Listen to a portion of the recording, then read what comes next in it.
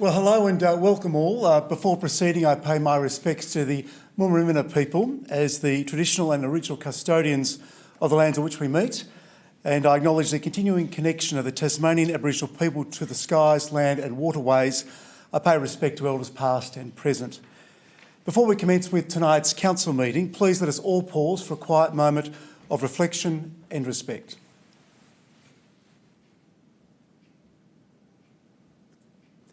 Thank you, councillors. Ladies and gentlemen, please be seated. Well, good evening all and welcome to the Clarence City Council meeting of Monday the 23rd of March 2026. This meeting is being broadcast live on YouTube, and what is said in this meeting is not protected by privilege, and there is a link to the agenda papers on Council's website. Item 2, which is apologies. Councillor Wendy Kennedy has a leave of absence. We've received apologies also from the Deputy Mayor and also Councillor Goyne. Item 3, declarations of interest of councillors or close associate. Are there any declarations, colleagues? Right, there being none, we now head into our omnibus items. Item 4, 4.1, confirmation of the minutes. That the minutes of the council meeting held on the 2nd of March 2026 have been circulated. Are there any issues arising? All right, moving on to 4.2.1, Mayor's Diary. That's been circulated from the 3rd of March through to today. I'd also like to thank the Deputy Mayor, Councillor Ritchie, as well as Councillor Chong for representing me at events during that time as well. Colleagues, you may recall that at the Tasmanian Tourism Awards last year, Aquila Eco Retreat based in Richmond received Gold Award for ecotourism. I'm delighted to share that at the Australian Tourism Awards held in Western Australia earlier this month, that the business collected another accolade, winning bronze in the unique accommodation category. And on behalf of Council, I was delighted to write to the owners, Mr Jason Leonard and Miss Alice Eddington, to congratulate them on their continued success, and I table a copy of that correspondence. Thank you, CEO. You will also note from my diary that earlier today I attended Howrah Primary School as guest of 75 Grade 3 students. These impressive young Clarence residents were keen to learn about Council and how our community celebrates our events, symbols and emblems that also represent them. They were also interested to learn about protocols and procedures around flying flags. And if you think councillor question time can be challenging, it was evident that these students certainly did their homework, and it was a very enjoyable session. I would just like to thank all the students and their amazing teachers, and in particular acknowledge that twins Harriet and Leo celebrate their 9th birthday today. So happy birthday to Harriet and Leo, who said they would ask to stay up to watch the start of tonight's meeting, so I hope Mum's allowed that.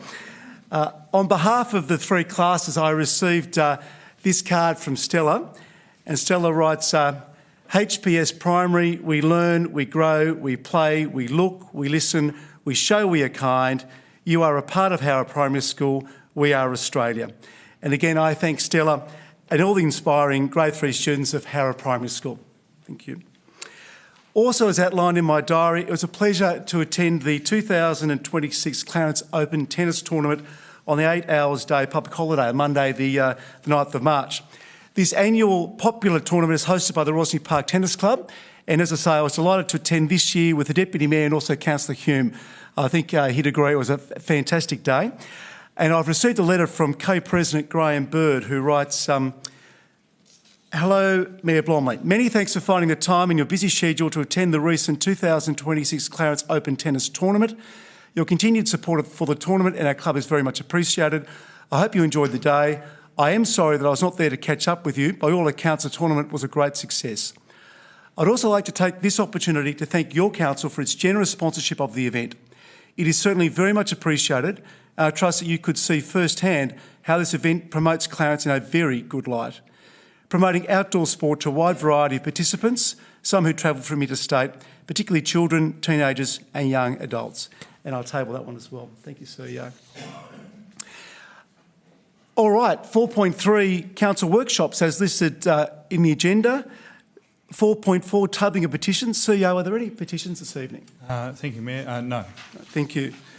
Moving on to 4.5, reports from outside bodies. The first one being the Copying Refuse Disposal Site Joint Authority. Councillor Walker. Yes, it would appear that quarterly report is outstanding.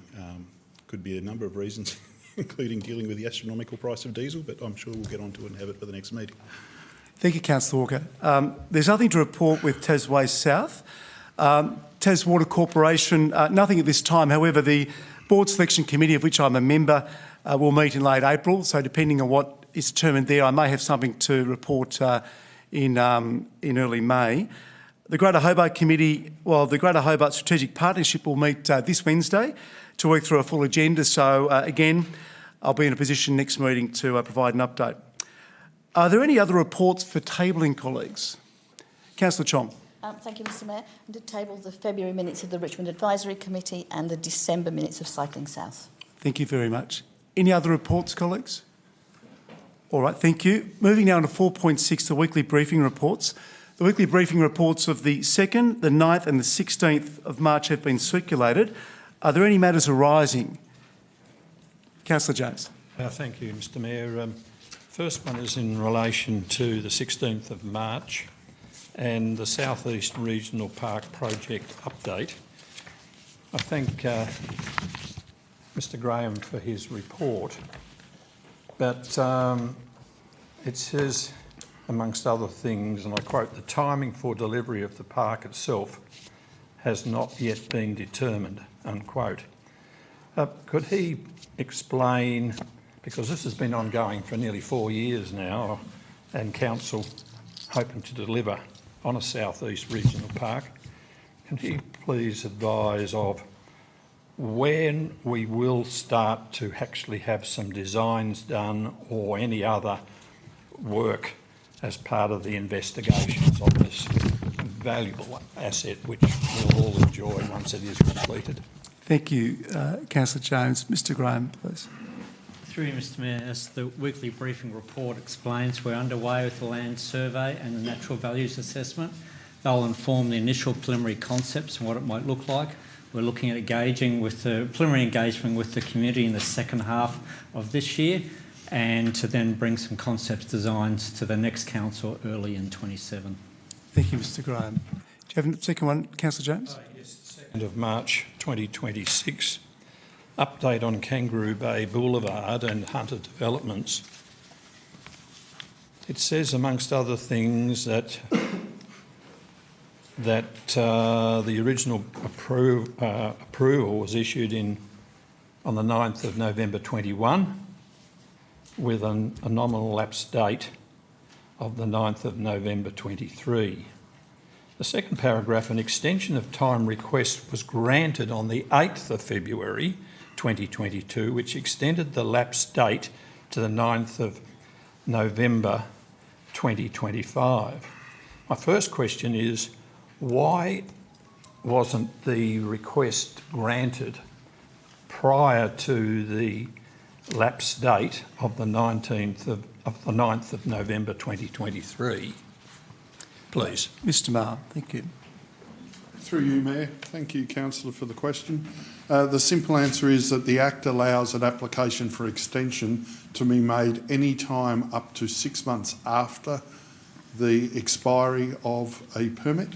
In this case, it was requested several months after, but it doesn't change the original permit date or the extension timeframe. Thank you, Mr Maher. Councillor James. A revised set of plans was provided on the 1st of July 25, but there's additional information remains outstanding. Council then, under delegation from the Planning Department, granted an extension of time for a further 2-year extension to the original permit was granted on the 25th of December 25, which extended the lapse date to the 9th of November 2027. My question is, how many extensions is Council able to agree to? And given that they have already provided some revised documentation, why isn't it we haven't had a new DA provided to us? Thank you, Councillor James. Mr Maher, please. Through you, Mayor. Thank you, Councillor, for the question.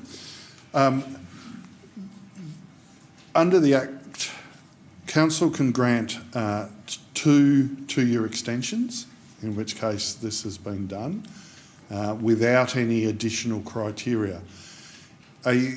There is an opportunity for a third extension to be applied for, but only for a technically complex application, and that was an amendment made to the Act in 2025.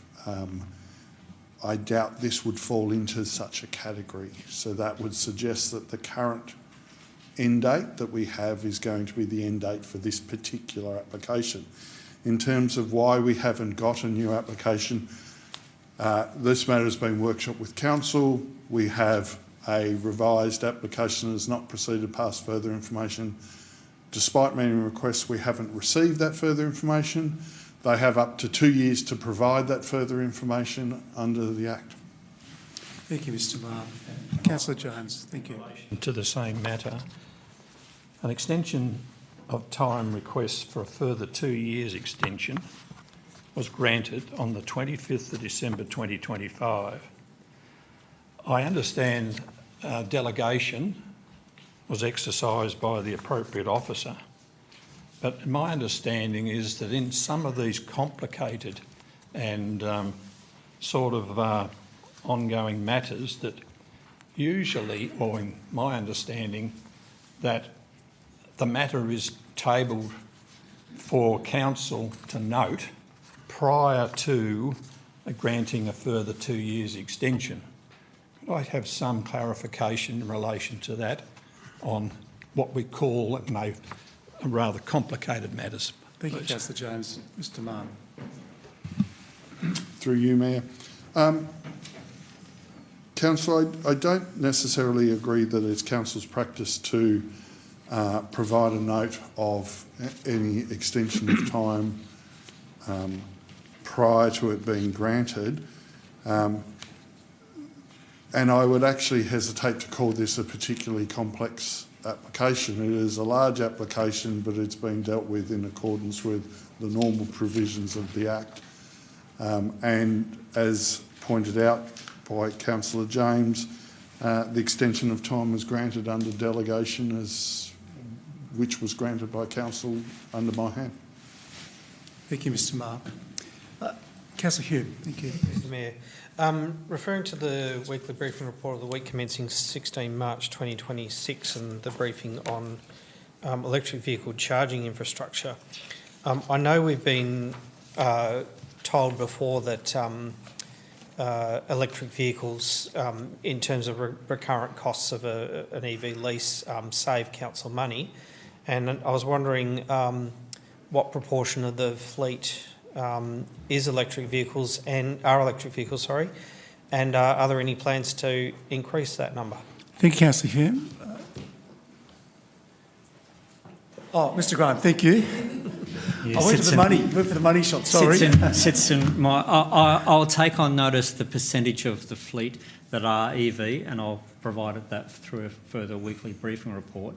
And coming to Council at some point of time will be our carbon emissions report, which clearly indicates that for us to improve to our aim of where our Council aims to be in 2030, that transitioning towards electric vehicles will help us. Certainly is one of the highest things that we can do to achieve that, but I'll provide further information through a weekly briefing report. Thank you, Mr Graham. Anything else, Councillor Hugh? Are there any other matters, colleagues, for the weekly briefing reports? There being none, I know we're at the end of our omnibus items. Can I please have a mover? Thank you, Councillor Chong. Seconded, Councillor Warren. Thank you. All those in favour? That's unanimous. Thank you very much. Moving now on to item 5, which is public question time. There are a number of questions, 2 questions by Mr Brian Chapman and 2 of Mr Bradley Walker. CEO, please. Thank you, Mayor. Bear with me because there's a bit of reading to be done. First question from Mr Brian Chapman relates to the Kangaroo Bay Hotel proposal. And the question reads, Shambroad recently presented its $50 million hotel proposal for Kangaroo Bay without a prerequisite educational component, which was one of the reasons the land was sold to them in the first place. If Council succeeds in buying back this land, will it be seeking another developer, or has Council prepared its own proposal to expedite appropriate use? The answer to that question is, as the matter is still before the Supreme Court of Tasmania, Council is limited in what it can comment on. If the land was to return to Council's ownership, any future development or use of the site would need to align with the strategic direction set in the City Heart Plan and would be considered through Council's strategic planning and community engagement processes. In addition, the requirements of the Kangaroo Bay particular purpose zone under the Tasmanian Planning Scheme Clarence would also be relevant. The second question relates to low density urban sprawl, and the question reads, in the recent Clarence News Autumn edition, Councillor Hume highlighted the problem of low density urban sprawl. Council, through its adoption of the City Heart Plan, welcomed medium density rather than low density housing. To expedite appropriate development, has Council invited developers or is preparing proposals of its own according to the City Heart Plan? And the answer to that question is increasing residential density in appropriate urban locations, particularly around key activity centres, is a matter identified in the current Southern Tasmanian land use strategy and is also being considered as a part of the current review of that strategy. The City Heart Plan identifies opportunities for mixed-use development within Rosny and increased residential density in surrounding areas such as Warrane, supporting the creation of a more vibrant and active city centre over time. To support this strategic direction, Council will be undertaking a housing strategy which is funded in the current financial year budget. This strategy will help identify additional housing and increased density can be appropriately located across the municipality. It is anticipated that Council will shortly go to market to engage a consultant to assist with the preparation of the housing strategy. At this stage, Council is not preparing development proposals itself, but is focusing on establishing the strategic framework that will guide future private investment and development.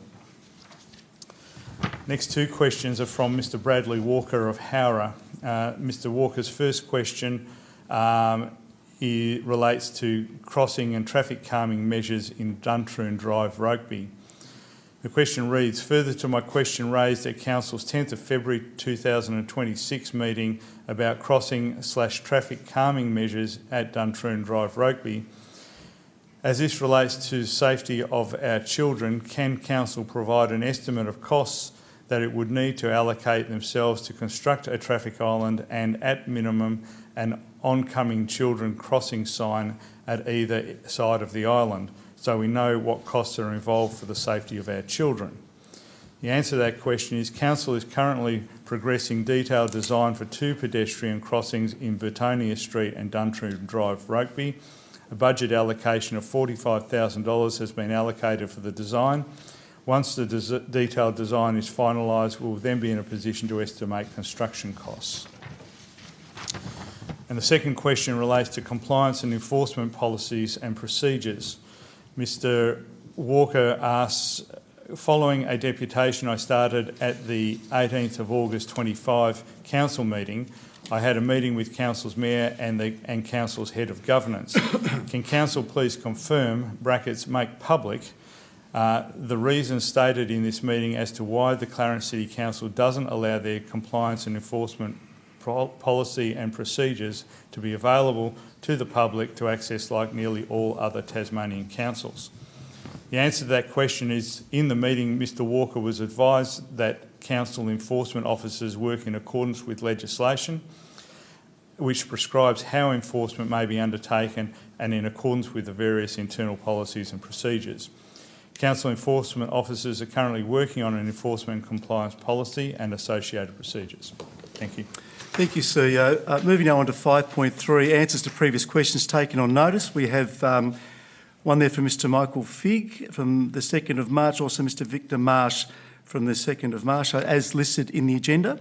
Moving now on to 5.4, questions without notice. Are there any questions from the gallery this evening? Mrs Marsh, please.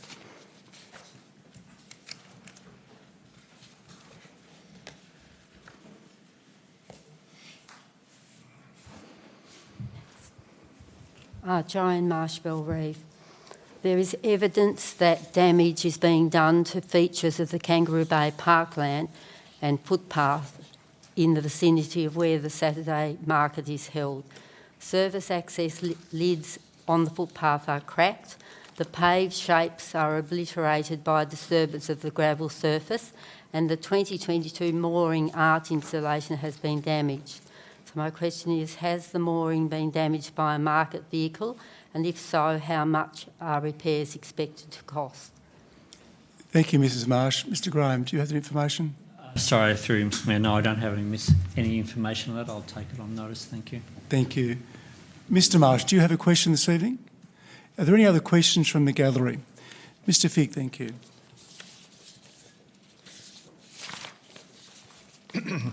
In the answer that is in the agenda, it mentions the contract for Lauderdale Canal or Rouse Bay Canal, and that you're still abiding by that, even though the contract has run out between you and NRE. Can we have a copy of the outdated contract so that we can understand your answer a lot more clearly, please? Thank you, Mr Figg. CEO, please. Thank you for the question, Mr Figg. I'll answer that in two parts. I'll need to consider whether the contract can, the lease can be released publicly. I'll take that on notice.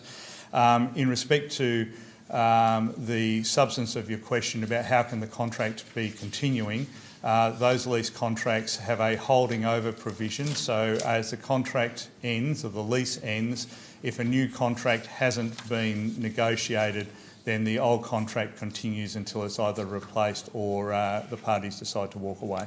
Thanks. Thank you, CEO. Are there any questions from the gallery this evening? Thank you, Mr Walker. Name and suburb, please. Bradley Walker of Howrah. In relation to the Council's trial of the tip vouchers, how has Council gone about encouraging landlords, including Homes Tas, to pass these vouchers on to tenants? Thank you, Mr Walker. Mr Graham? Through Mr. I'm not sure on the answer for that one. I probably have to liaise with our marketing team in terms of how we've released information out to the community at this stage. We are trying to have it start on the 30th of March, I understand, but further information will come out to the community. Right. Thank you, Mr Walker. Thank you, Mr Graham. Are there any other questions from the gallery? Thank you, ma'am. Name and suburb, please. My name is Gail Norton-Smith from Rokeby.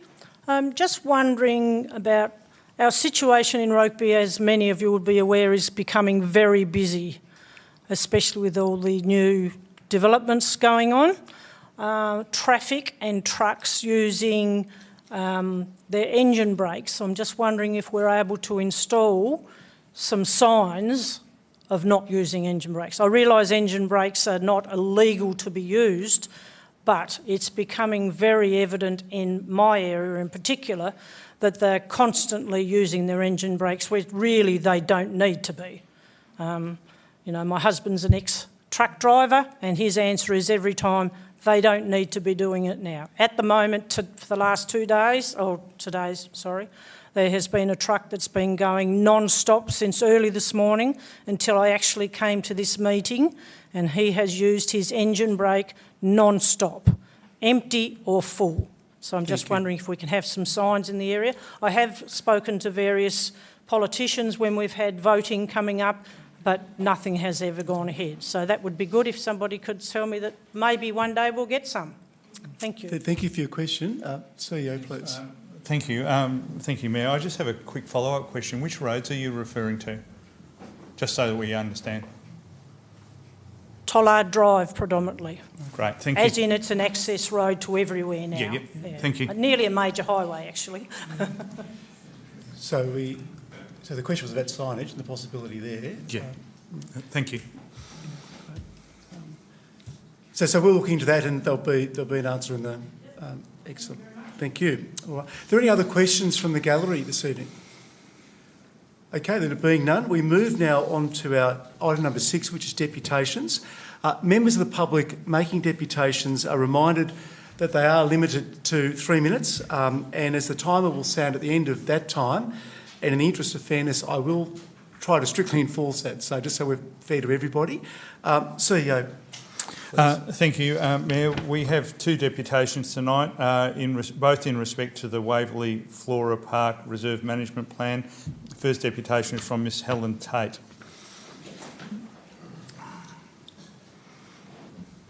Thank you, Ms Tate. Name and suburb, please. Yep, Helen Tate, Mornington. I'm a regular user of Waverley Flora Park, a local resident and a representative of the Clarence Dog Owners Group. I strongly oppose the proposed move to on-lead restrictions and ask that the off-lead access be retained. Waverley is the only off-lead area within walking distance for many residents, including myself. Not everyone has access to a car, and dogs are not permitted on public transport in Tasmania.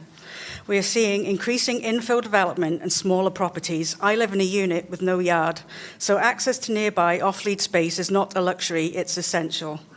A fenced dog park 15 minutes drive away is not a practical alternative for many people. The growing reliance on fenced dog parks is not sustainable. There are around 10,000 registered dogs in this LGA. A small number of fenced parks cannot meet that demand.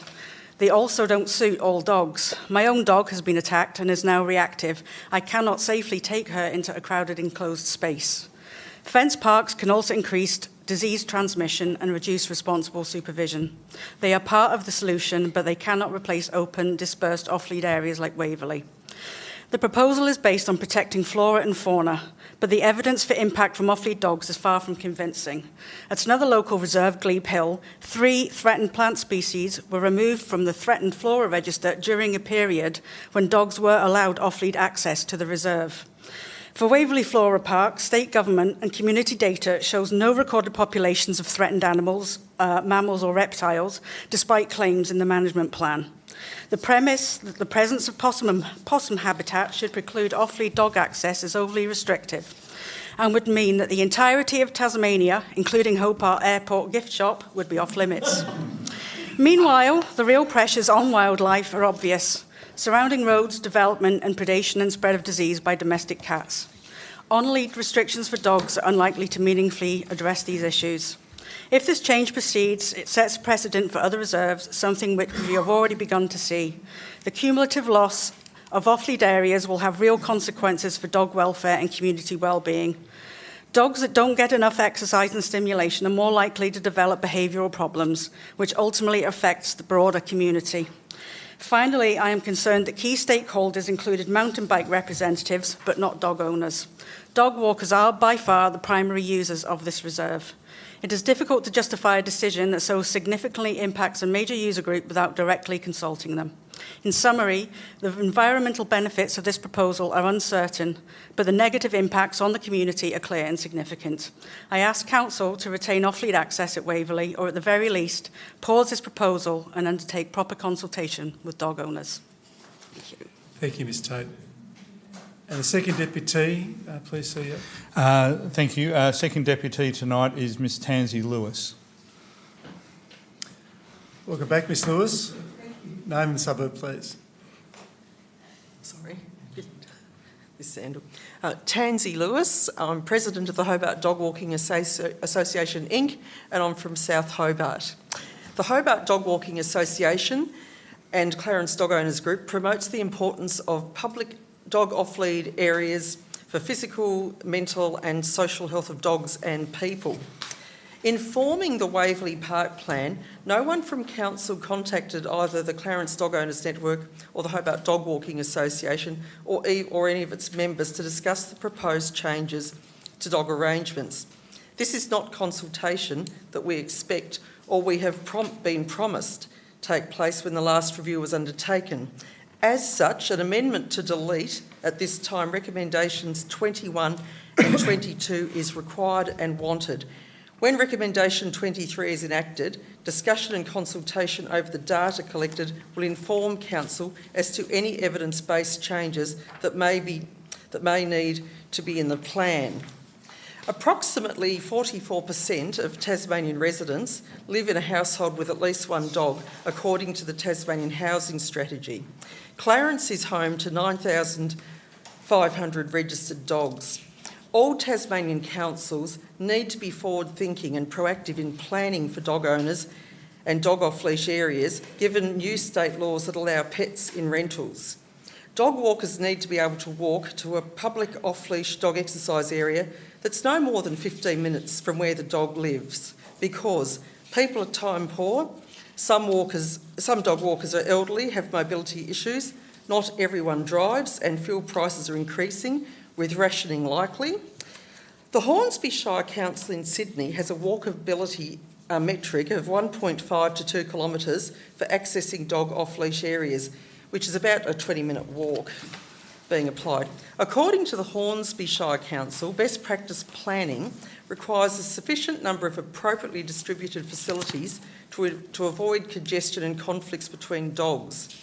The suburbs surrounding Waverley Park lack dog off-leash areas, particularly Mornington and Warrane. Before changing rules, we recommend the Council examines how much public open space is available in the suburb where the dog could be exercised off-lead and focus on retaining these areas. Are off-lead dogs a problem in Waverley Park? Whenever we walk there, we don't encounter many dogs and they are under effective control and some are on leash. Informing, sorry, I've just said that.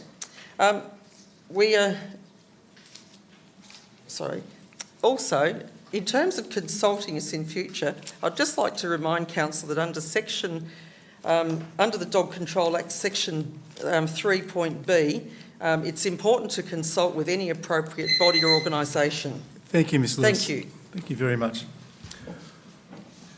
Okay, well, moving now on to item number 7. I advise that Council now intends to act as a planning authority under the Land Use Planning and Approvals Act of 1993. Moving on to 7.1, which is a planning application for 2A Wellington Street, Richmond, additions and alterations, single dwelling and new outbuilding. There's a recommendation before us. Is there a mover of the recommendation? Thank you, Councillor Hume. Is there a seconder, please? Thank you, Councillor Hunter. Councillor Hume. Yes, thank you, Mayor. I understand we've had a number of representations on this issue, and councillors have also had a bit of a flurry of emails in the lead up to this. The main issue that's raised is heritage, and we have had advice on. I understand we've had advice on this development by Council's heritage consultant. It is noted in the report that not only is there substantial screening at the site in terms of fence and vegetation, and yes, representatives have noted the removal of some vegetation within the site or the land itself, but there is screening at the boundary. But in addition to the screening, the way that the garage extension, or the extension to the house at the front, has been designed was with a gabled roof and with a design that was meant to fit in with the Georgian style of that property, as is also noted in the report. So I believe that it is a development that is sensitive to the heritage characters of Richmond. And if colleagues, well, the other thing I would note is we don't actually have an alternate motion, in which case, in the absence of an alternate, should we not support the officer's recommendation, we know that it will be approved under delegated authority. But having said that, I do believe that this is compliant with the planning scheme, and should I hear any arguments to the contrary, I'll address those in my right of reply. Thank you. Thank you, Councillor Hume. Councillor Hunter. Thank you, Mayor, and thanks, Councillor Hume, for your comments. Yes, we have received representations about this and we've had our internal revise. I think the report is sound, and while it's challenging if this type of development is next door or something you're looking at, it can be challenging. However, I think if you drive around Richmond, you see very similar development occurring, and it's relatively minor, so I'm comfortable with the proposal in front of us, so I will be supporting this tonight. Thank you, Councillor Hunter. Councillor John, please. Mr Mayor, I guess two comments. I'd like to thank Mr Sutcliffe for the very detailed representation that he sent us, and I note the issues that he raised. But I guess for me, I take comfort from the condition that's been put on here about maintaining the landscaping and fencing and ensuring that they continue to be in good health and replaced if necessary, which will mitigate the impact on the street.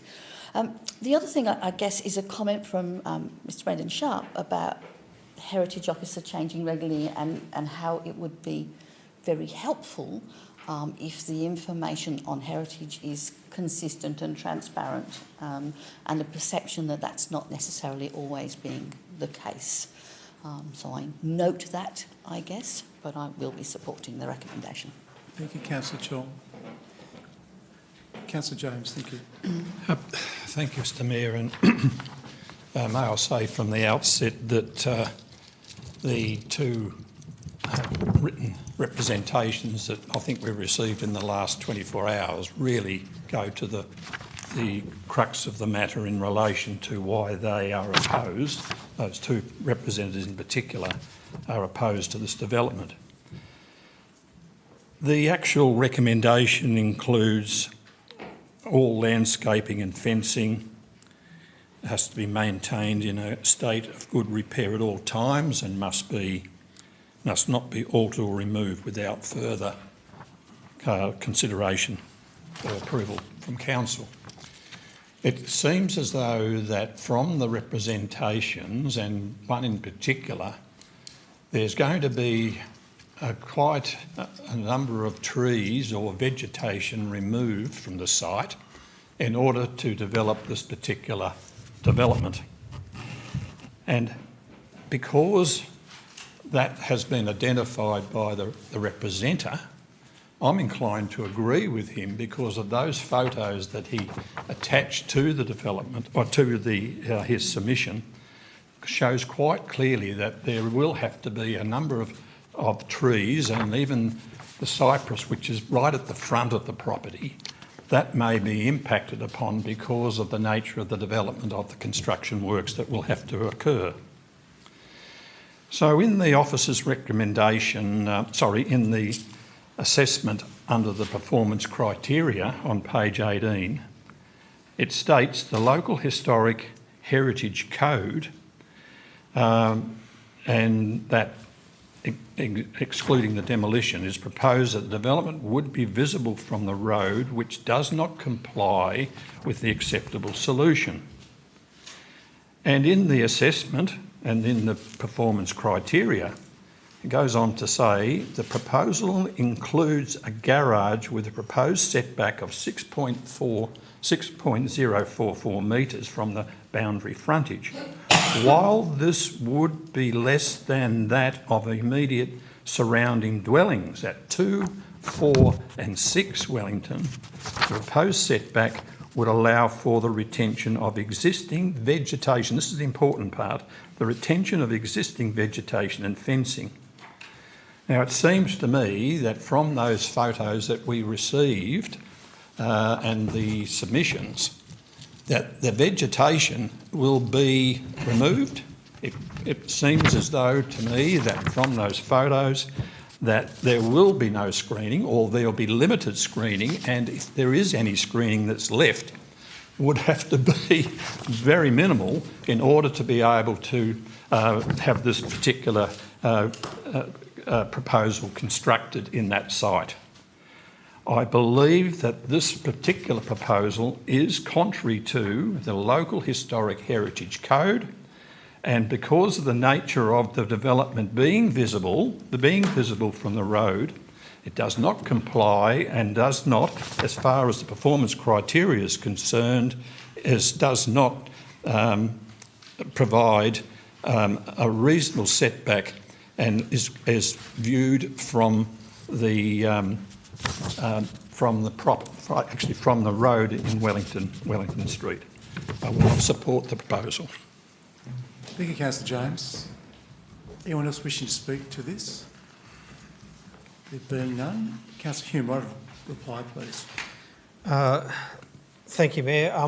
Look, if I understood Councillor James correctly, what he said is that the screening is not sufficient to completely obscure the development visually from the road.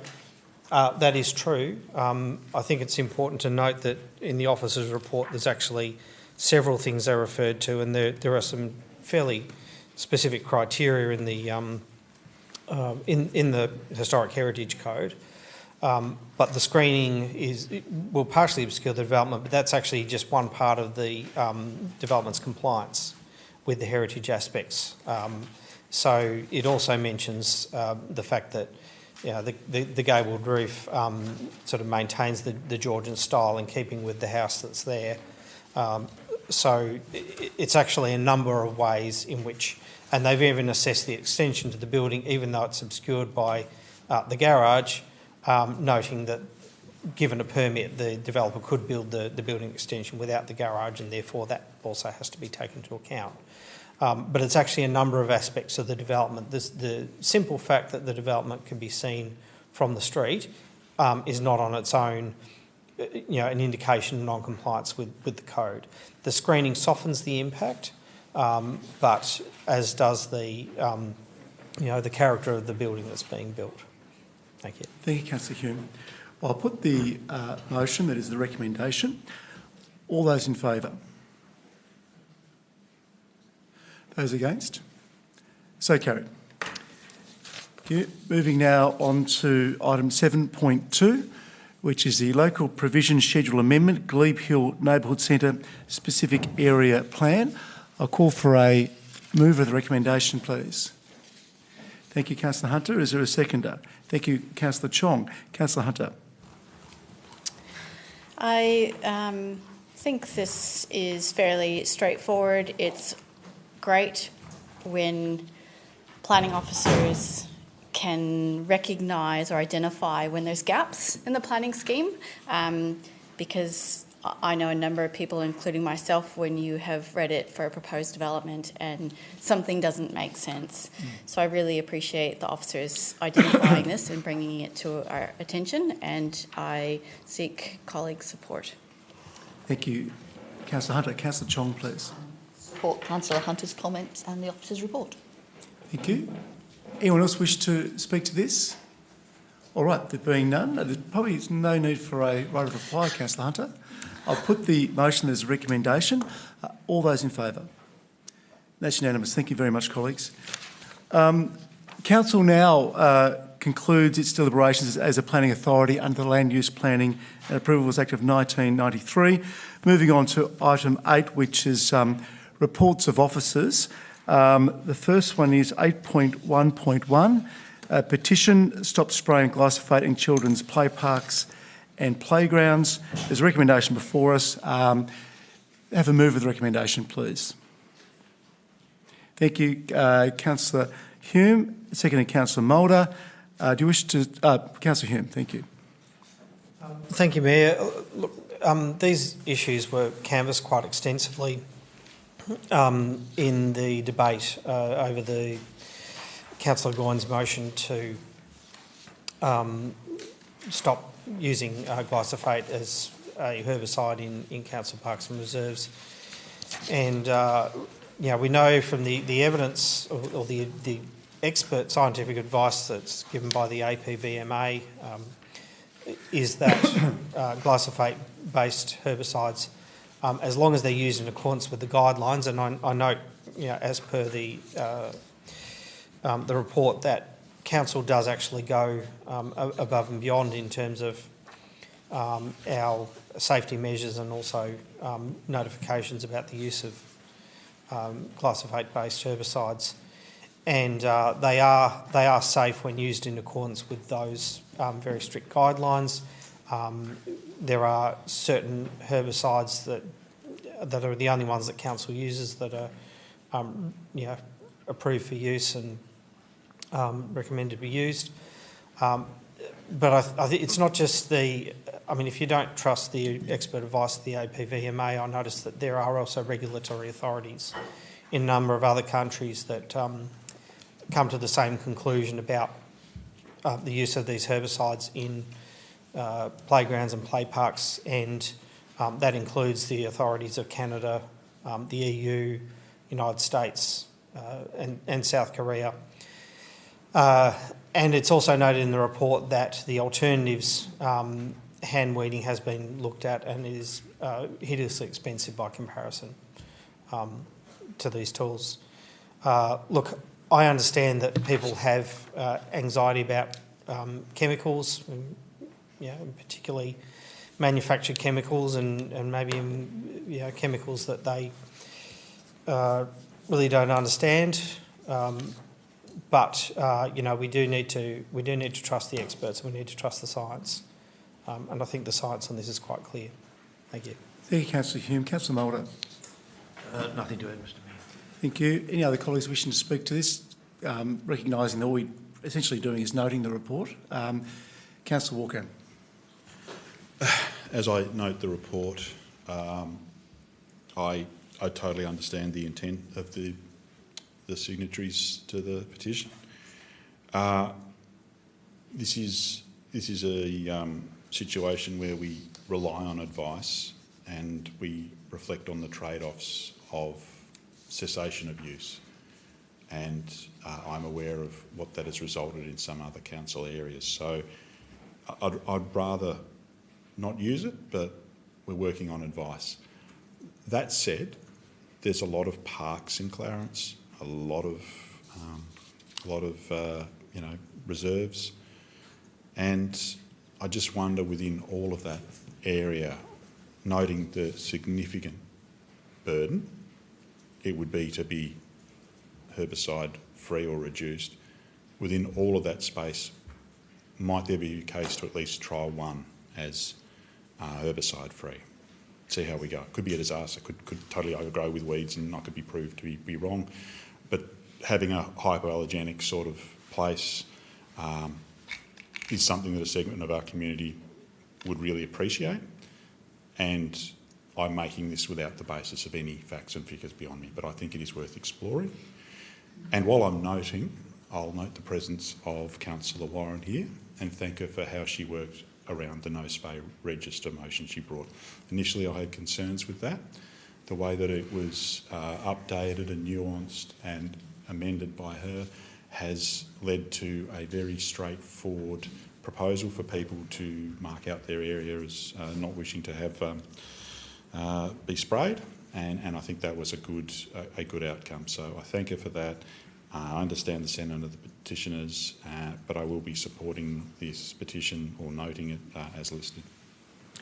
Any other colleagues wishing to make a contribution? There being none, Councillor Hume, no? Excellent. All right, we'll put the motion that is a recommendation. All those in favour? That's unanimous. Thank you very much, colleagues. Moving now on to item 8.1.2, which is a petition footpath works in Gordons Hill Road, Lindisfarne. Councillor James has circulated an amended motion. Before I call for a seconder, Councillor James, and this was discussed at our agenda briefing on Friday, there was a potential amendment that was discussed then. It's just been raised with me that have you turned your mind to a potential conflict of interest? Of course, that's up to you as to what you determine. It's not up to anyone else in this chamber, but as long as you're comfortable, I'll call for a seconder of your motion, please. Your amended motion. Is there a seconder to Councillor James's amended motion? All right, there being none, that lapses. We move now on to I call for a mover of. Thank you, and a seconder for the officer's recommendation. Thank you, Councillor Chong. Councillor Hume. Thank you, Mayor. I just wanted to reflect in terms of the issue of petitions and conflict of interest. I suppose to present a petition to council, I don't really regard that as a conflict of interest. It's just giving those people who decided to write to sign the petition and organise the petition. But I suppose if you're organising a petition, it's a different matter. But just wanted to note that. The issue I have with what the petition calls for and also what the alternate motion was calling for is that it undermines a fairly rigorous process that looks at the various footpaths in our municipality and the hierarchy of those footpaths in terms of their condition, and then prioritises those in accordance with need. Now, I understand there's an argument that, or an argument we've heard, and I heard it in the agenda briefing, that the use of this footpath include a lot of elderly people and people with prams. That could be the same of other footpaths in our city that could potentially be prioritised. We don't know. So if that's the argument, then maybe there's an argument for changing the assessment process to look at who those users are. Potentially increases the expense of that process. But to pick a particular a footpath based on a group of people agitating for it, and they have very legitimate concerns. I absolutely agree that for poor footpaths are a concern.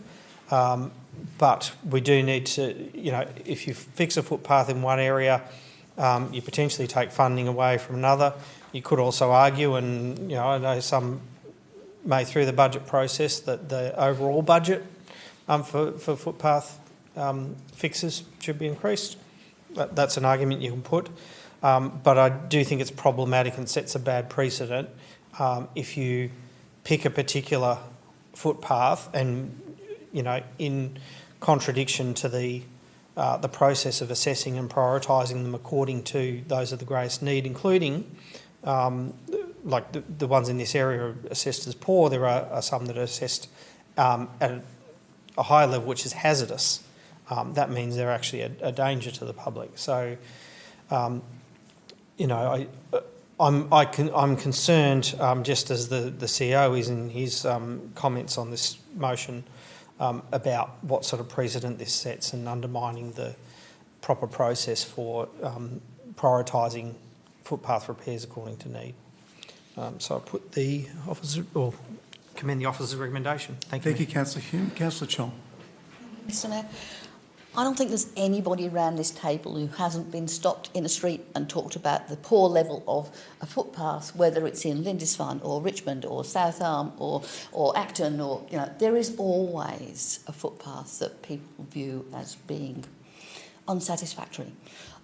I guess for me, the process that we follow over the some 450 kilometres of footpaths actually objectively says what is the most important bits to fix, not what I think is important because I want to walk there and it's not necessarily easy for me to walk there. And it's not a perfect system and it's not going to please everybody, but I think this is the reality of how we have to do things in the same way that we do roads. We need that objective criteria.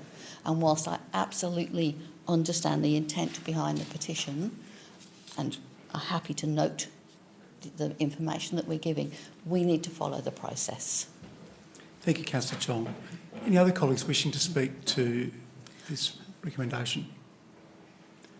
Councillor James, thank you. Yeah, look, thank you, and may I say that I am totally removed from the section in Gordons Hill Road. And Gordons Hill Road is one of our longest streets in the city in suburbia. And so there is, in my opinion, no conflict because I am completely at one end of Gordons Hill Road, and this is the area is very much down near the older section that hasn't had any work done on its footpaths for many years. The reason why I believe the urgency of having a motion or a petition coming forward is because the residents in that area believe that the footpaths are unacceptable, and it's been recognised by the council officers that those particular footpaths in those areas, as in the petition, are in very poor condition. But also, what it doesn't seem to address in the assessment that, in my opinion, the officers have taken by putting forward this recommendation is the impact it has on people who use the footpaths. And they are, it seems, from the petition, that there are some of these users of the footpath who fear for their safety and well-being.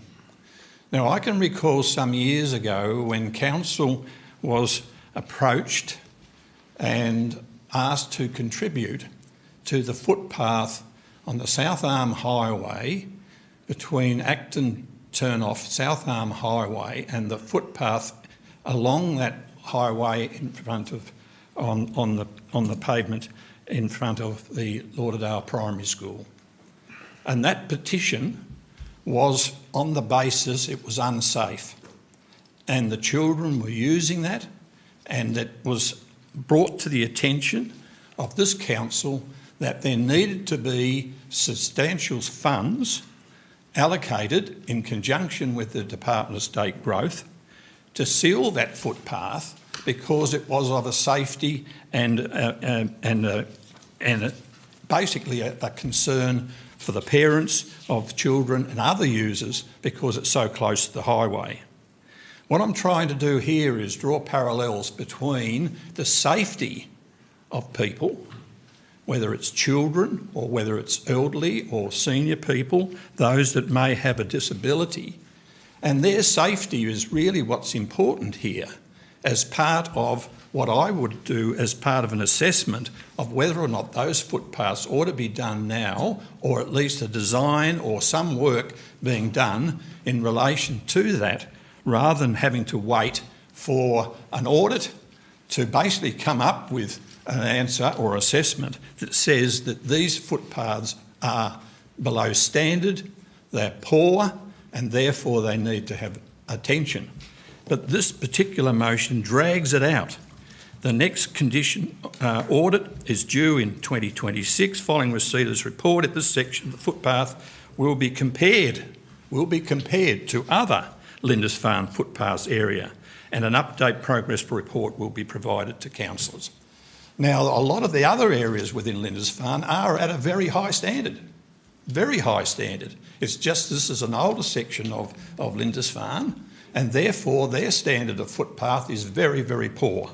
And therefore it leads to, in my view, and I believe that what the petition have stated, that there is the pavement surfaces are unsafe and could cause some issues in relation to the safety and the well-being of people using them. Okay, if this motion goes ahead, what happens if we have some issue tomorrow where some person falls over? And I note in the report it said there have been a number of inquiries and concerns about the footpath, but no mishaps have occurred yet or at that time. What's to say tomorrow or in the next few days or prior to when this particular audit will be completed? And it's saying 2026, it could be December 2026, could be before, and basically just on the eve of council elections this year to make sure that may happen. I believe that we need to do something. And my motion was at least spend some money. Thank you, Councillor James. Anyone else wish to speak to this motion? Councillor Moulder, thank you. Thank you, Mr Mayor. And I have utter sympathy for not only the people of Clarence, but for all those people in the city with have these things. We need to get back to basics. Our own report tells us that 40% of our road pavement is below standard. Heavens knows how much of our footpaths are below standard, but a fair whack of it by the sound of the officer's report. And here we are, and I'm saying we. I'm talking about the councillors, not talking about the staff. The staff do what we provide the money, and the staff have the projects, and yet we, as councillors, are allowing this thing. We just plod along on an as-needs or as we get round to it basis. Sure, worst gets fixed first, but you know, by the time we get through this program, the ones we fix this year, by the time we get through to the end of the program, if we keep plodding along like this, we'll be back into a state of disrepair. So I really think that what we need to be doing, and here we are, we were discussing, we're going to be investing in aspirational projects instead of accelerating the basics. And that's what I think this is a wake-up call to us. We've got aspirational projects like City Heart, and there we are, grandstanding in the media. This positions Clarence at the forefront of a global movement to create more livable cities. More livable cities are walkable cities. They require footpaths. They require people to be able to move around. So we should be investing in this basic infrastructure. Basic roads and footpaths make a livable city. And perhaps we should seek to be at the forefront of a global movement for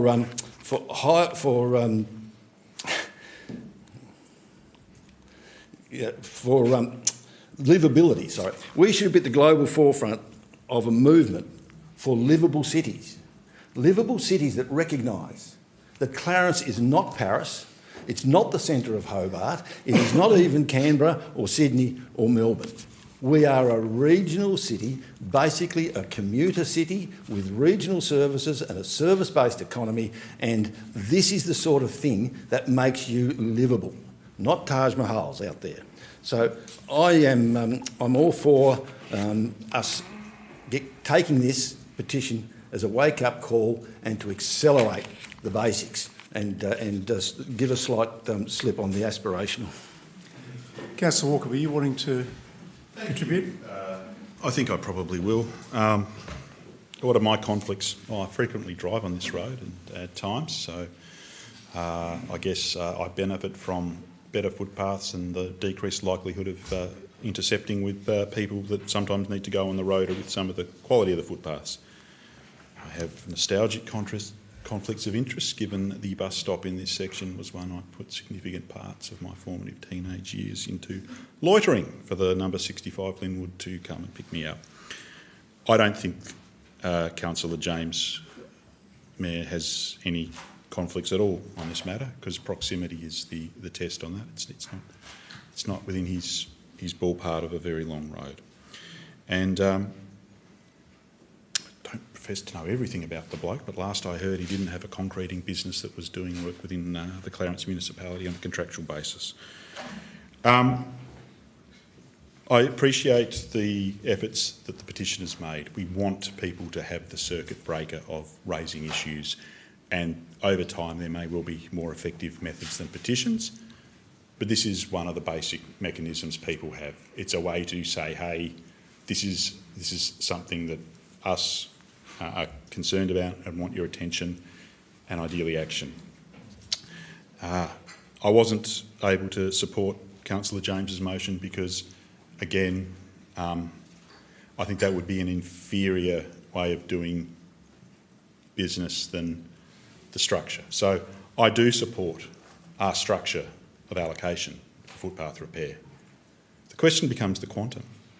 And again, I'll remind the chamber that for the last two budgets, whilst officers have made suggestions on savings and we've taken them up, the last two budgets, the 12 of us did not make successfully 1 cent of savings. And budgeting is a process where you should feel uncomfortable by the end of it. You should feel like you've gone without something. We should go without the Rockford so that we can have the bread. And the bread and butter of local government is footpaths. And our community are fairly reasonable people, and this is the stuff they would like us to be getting right first. And so we are in a constrained time and a challenging time, but we should be bearing that in mind when we're looking at what new things we allocate and what existing things we should possibly be allocating more to. Thank you, Councillor Walker. Just for a point of clarification, you're right, it's not for me or for you to pass comment. The reason why it was raised to me by the staff was that Councillor James's house is 180 metres from the nearest end of where this work is proposed to occur. Also, Part D of the motion was expanded to include all of Lindisfarne. And you, like me, and Councillor James all live in Lindisfarne, as well as a number of other colleagues around the table here. So it was raised for me just as a cautionary, raised with me by a staff member who was concerned to ensure that we had the right advice. So again, it's not for anyone else in this chamber, and Councillor James assured us that he was comfortable. Anyway, moving on. Anyone else wish to contribute to this matter? Councillor Duck. Oh, sorry. All right then. I'll put the motion. Oh, Councillor Hume. Sorry. Yeah. So I appreciate that clarification around the question about conflict of interest. But yes, it is for individual councillors to consider whether we have a conflict of interest, make that determination ourselves, to avoid the risk that we may find ourselves subject of a code of conduct, and that is something that we do need to approach with a great deal of caution and consideration. But I just, in response to Councillor Moulder's point, I just wanted to point out that the City Heart Plan, there are things that we may regard as purely aspirational, but they are important projects. And the City Heart Plan is about increasing density around activity centres, which is about making more efficient use of infrastructure.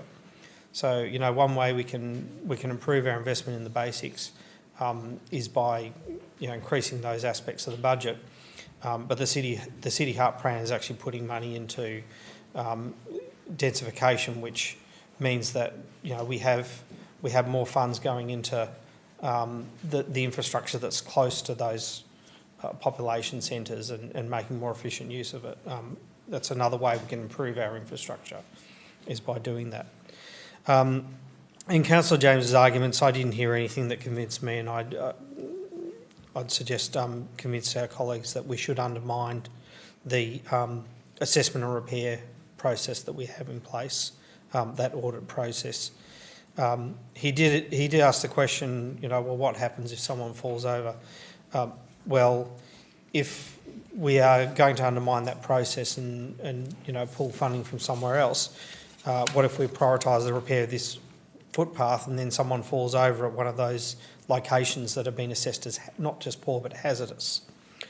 The other point I wanted to make is it seems to me that one of the major issues, and this hasn't been raised yet in relation to the safety of these footpaths, is actually the grading of the driveway crossovers. That wouldn't be addressed in the ordinary sort of assessment and repair process. That is part of a much larger and longer term project that would be quite an expense to address. So I commend the motion, which is the officer's recommendation. Thank you, Mayor. Thank you, Councillor Hume. I'll put the motion, the officer's recommendation. All those in favour? That's unanimous. Thank you, colleagues. Just a point of clarification too. I must apologise. I was given the wrong figure. It's actually 800 metres. So I apologise, Councillor Walker. I note that Councillor James has rejoined us. So moving now on to 8.2.1, the Waverley Flora Park Reserve Management Plan 2026-2036 for adoption. There's an alternate motion that's been circulated by Councillor Walker. Do you intend to move this? I intend to move it should the substantive motion be unsuccessful. All right. So does anyone then seek to move the motion before us, the recommendation?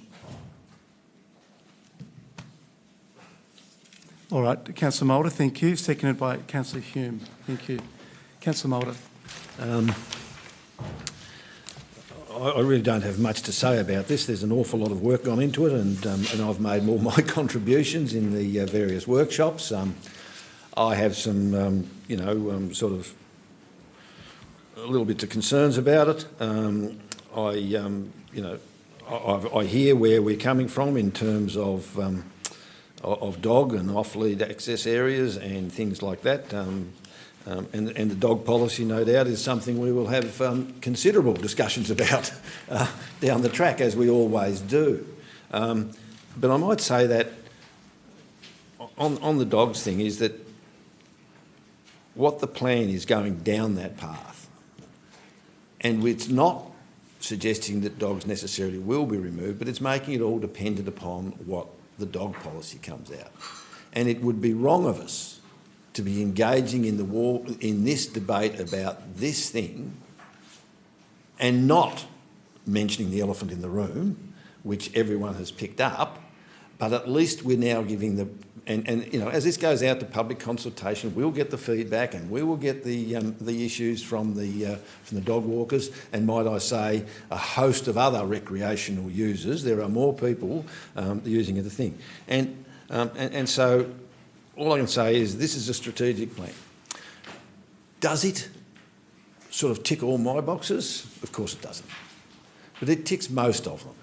And collectively, we're going to do what we often have to do at budget times, you know, like it contains things we don't always want, but you can't be voting against it because this is a collective decision.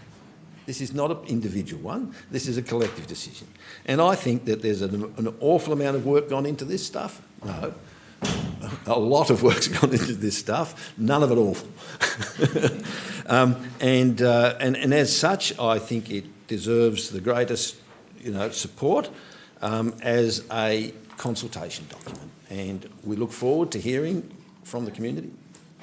Oh, we're adopting it, aren't we? Sorry. We've already done the consultation bit, which is no doubt why we're getting the representations. So, excuse me for that. Yeah, so we're going to adopt this thing, but as I said before, there are a few caveats down the track which are dependent upon other policies. Not to have flagged them in this document, as Councillor Walker wants to do, would have been almost to suggest that we weren't going to go down that path, and then we're going to leapfrog it. And then when the dog management policy gets up and it actually has these restrictions, we've then got to go back and amend this one.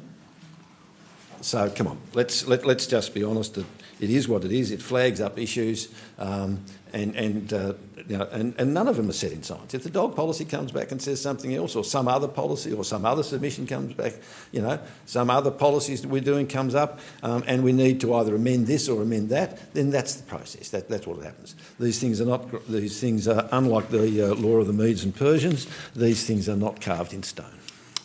I commend them. Thank you, Councillor Mulder. Councillor Hume, please. Thank you, Mayor. This park actually holds a special place in my heart because it's and I hope this won't be considered a conflict of interest, but it's out the back of almost out the back of my house. It's sort of one block removed, and a place that I often go walking with my two little boys, and it's also a section of the famed Charles Darwin Trail when Charles Darwin visited Tasmania, and the route he took us through this park. Council's done an excellent job of promoting and signposting that trail and promoting as an attraction for people who are interested in that piece of history. Obviously, the main issue that we're going to be focusing on in the discussion tonight is about the dog management aspects of it. It is, as Councillor Mulder pointed out, merely a recommendation. A change to the dog, from effective control to on lead, will not be made without going through the dog management policy process, and that process does include consultation. My understanding actually is that by law we have to consult on that. But I am firmly in favour of keeping the recommendation in the report, and I say that because off-lead dogs, and I am aware of incidents of dogs off-lead attacking wildlife in reserves. And in this particular reserve, there are endangered species, the eastern bar bandicoot, for example. I think in reserves with native wildlife and wildlife that is endangered, we do need to be serious about protecting and defending them. There are, I do thank the people who made deputations on this issue, and one of those deputies, mentioned that the difficulty around going to dog parks and being in a small enclosed space, and dogs vulnerable to attacks from other dogs. But there are quite a number of off-lead areas in our city, and a number of parks and reserves that include in that, such as Anzac Park and Charles Ham Park, Oak Downs Park, Richmond Recreation Reserve. So there are quite a number of options. I appreciate the desire to have an option that's close to your house if you're exercising your dog regularly and you want to be able to do so off lead. I appreciate that, but I do think that when it comes to sensitive reserves like this with native wildlife, protecting our wildlife and particularly endangered species does take precedence. So I would actually hope to see this recommendation kept, and yes, we'll listen to the feedback and see what comes out of that process. But I think the principle around that is sound. So thank you. Thank you, Councillor Hume. Any other colleague wishing to make a contribution? Councillor James, thank you. Yes, look, thank you, Mr Mayor, and may I say that the recommendation before the Chair is quite clear, that Council adopts the Waverley Flora Park Reserve Management Plan 2026 to 2036. We're adopting it. We are adopting the plan, the management plan for the reserve in particular, Waverley Flora Park. In the consultation process, it goes through, internal stakeholders were consulted, ecological consultants, key community stakeholders, I'll come back to that in a minute, including mountain bike representatives, Threatened Plants Tasmania, the Waverley Flora Park Landcare Group and the nearby local communities in accordance with Council's community engagement policy. Where were and what were the opportunities for the dog group to be consulted? They were not. They were not consulted on this. And quite clearly on recommendation 21, it says, and 2022 of the Waverley Park Management Plan for 2026 to 2036 declare the Waverley Floral Park an on-lead only, and update the schedule of declared areas to reflect the status. So to update that and make sure it is that dogs can only be on lead only. 2022, declare an on lead only area and update the schedule of declared areas to reflect the status. Once declared, install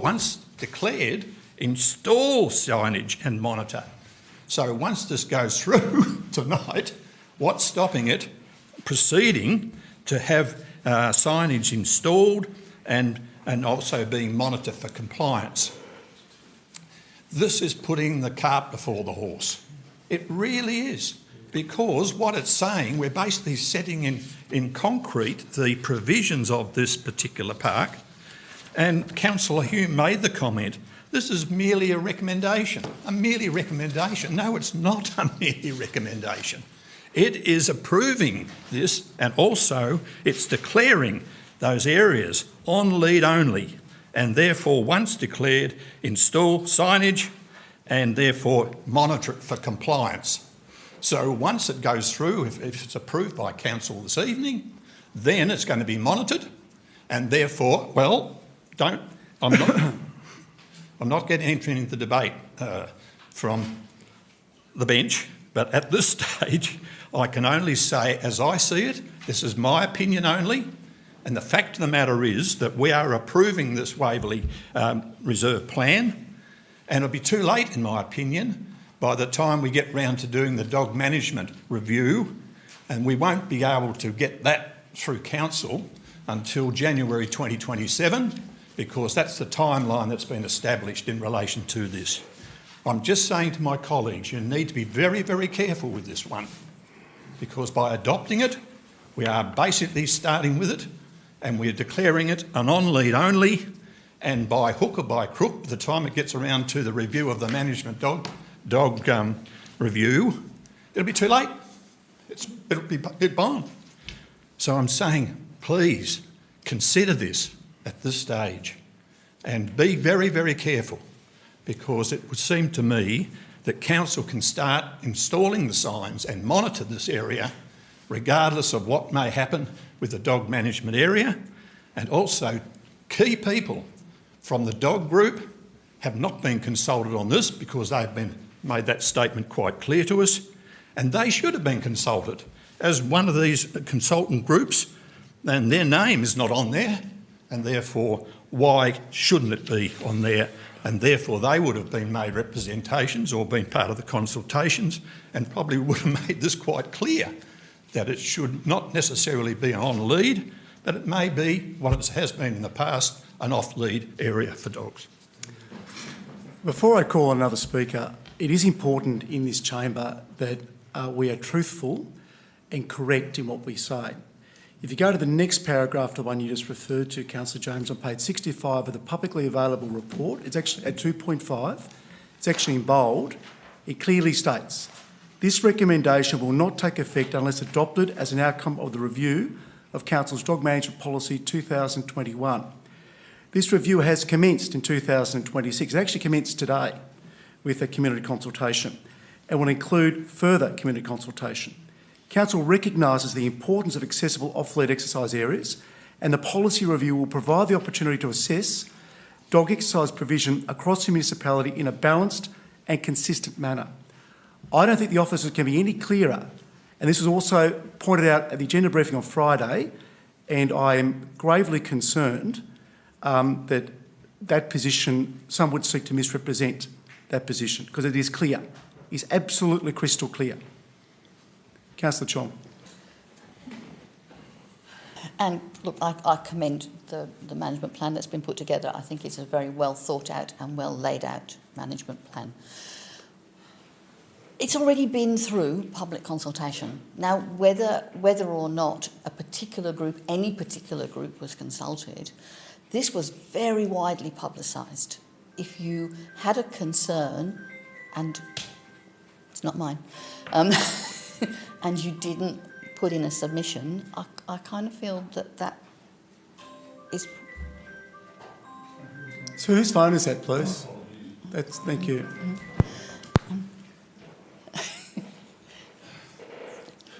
That's as we were. Yes. You right? So thank you, Councillor Chong. Yeah, sorry, that's okay. It was very widely publicised. It was on the front page of the council website for a long time. There were signs up. There is very little excuse for not having made a submission if you really felt it was important. And following that consultation, it was suggested that it should be an on-lead area. Now, I note the Mayor's comment, and it is absolutely in bold on page 65, that this recommendation will not take effect unless adopted as an outcome of the review of the Council's dog management policy. And I am absolutely sure that CDOG and other dog walking organisations, as many other people, will make comment on the dog management policy, because we know that that is a policy that engenders a lot of commentary from throughout the municipality.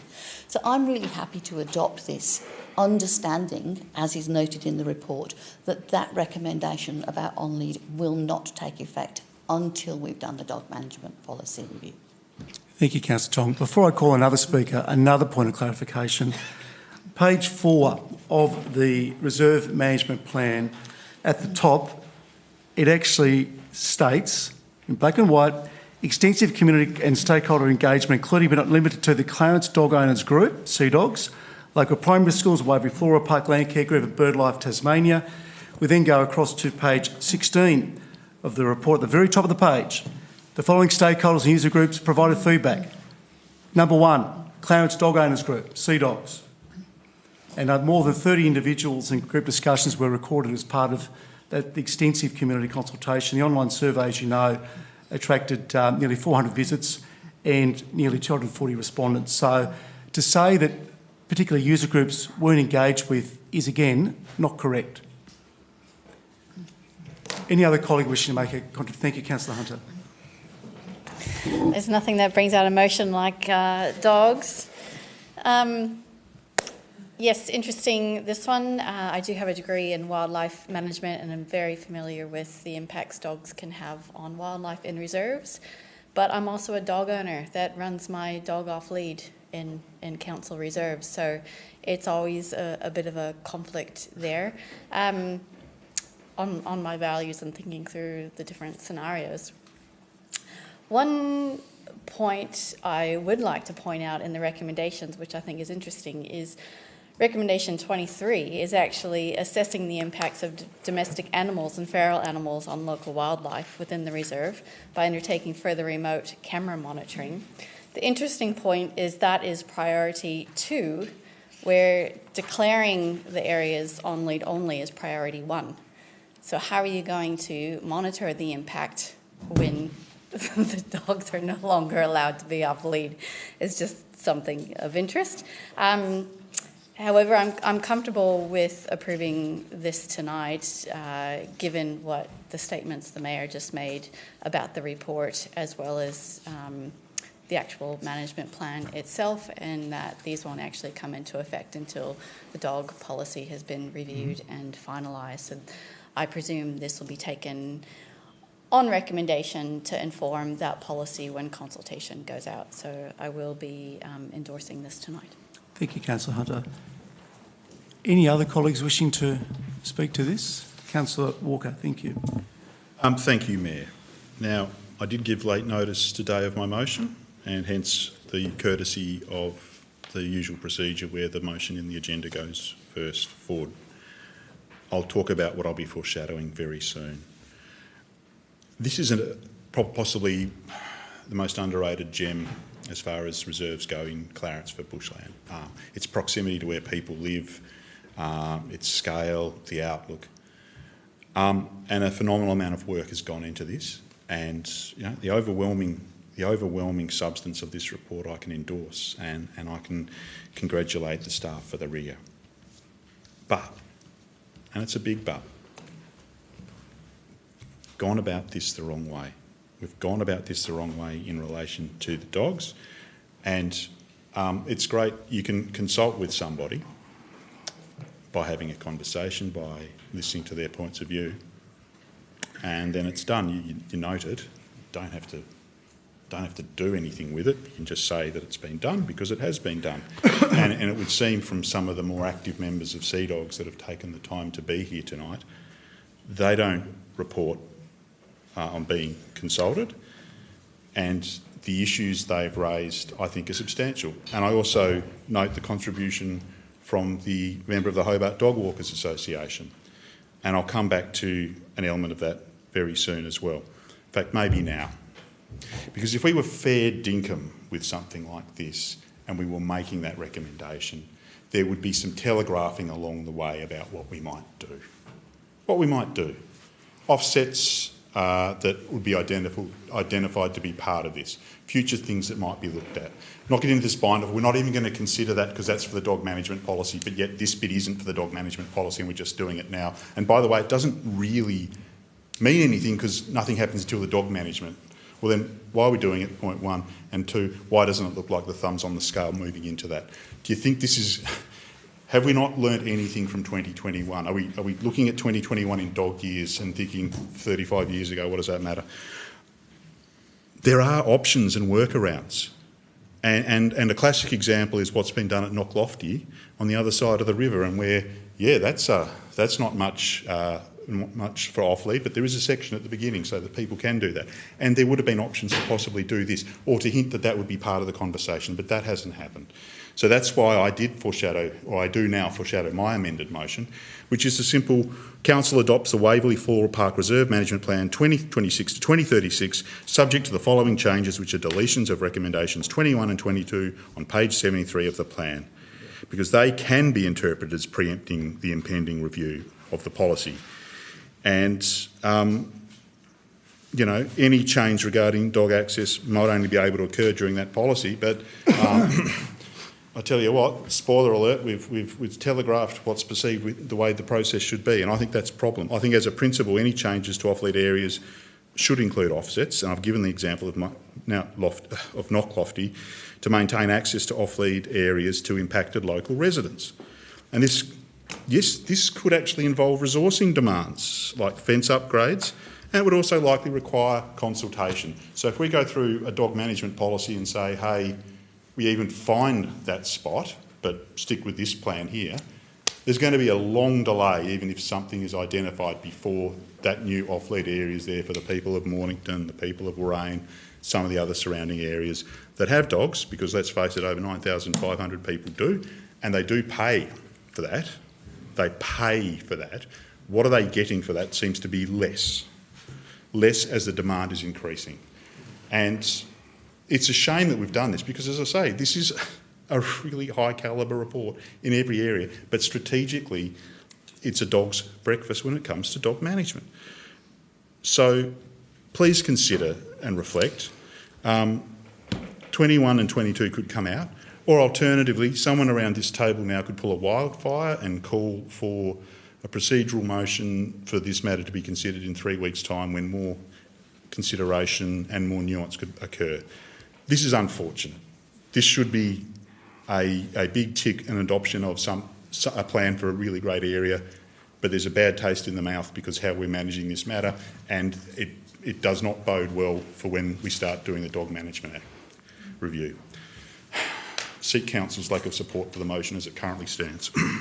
Thank you, Councillor Walker. Before I call on Councillor Mulder for his right to reply, because you've foreshadowed your motion, I think we need to be very clear about a procedure here. And in another motion you have on the books, you talk about transparency. Earlier today, the CEO sent your motion back to you with a CEO comment. That's not included here on your motion that you've circulated at 10 to 6 this afternoon.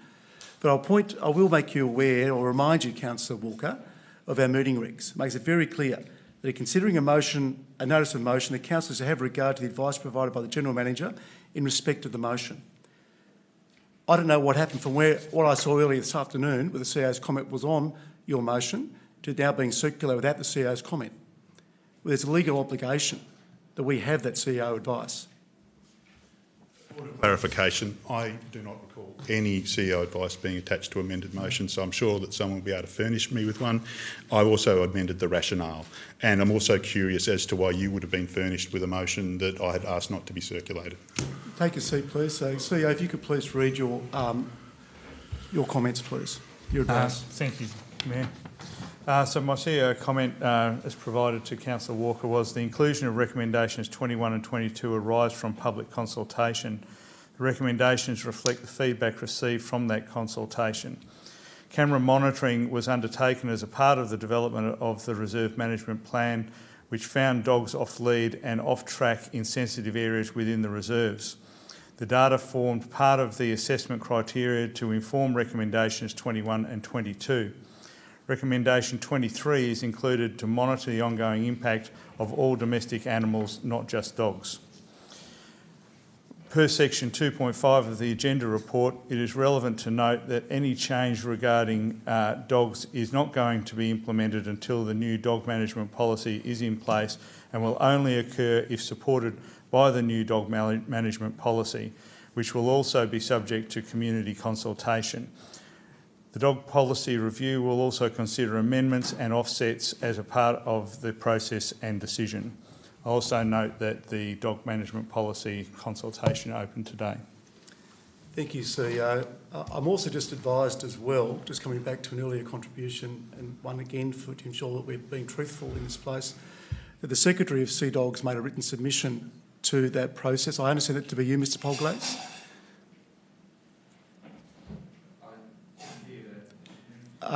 The Secretary of Sea Dogs made a written submission as part of this engagement in settling the plan.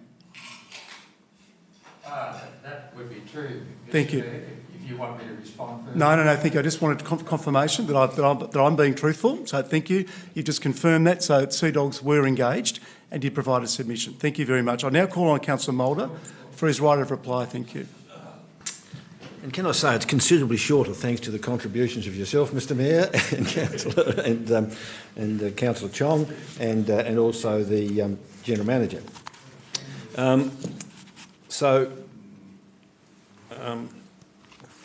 And I'll also say that, Mr Mayor, that listening to those contributions, I think to say people were being untruthful may be a bit harsh. I think mistaken maybe would be a better way of describing that.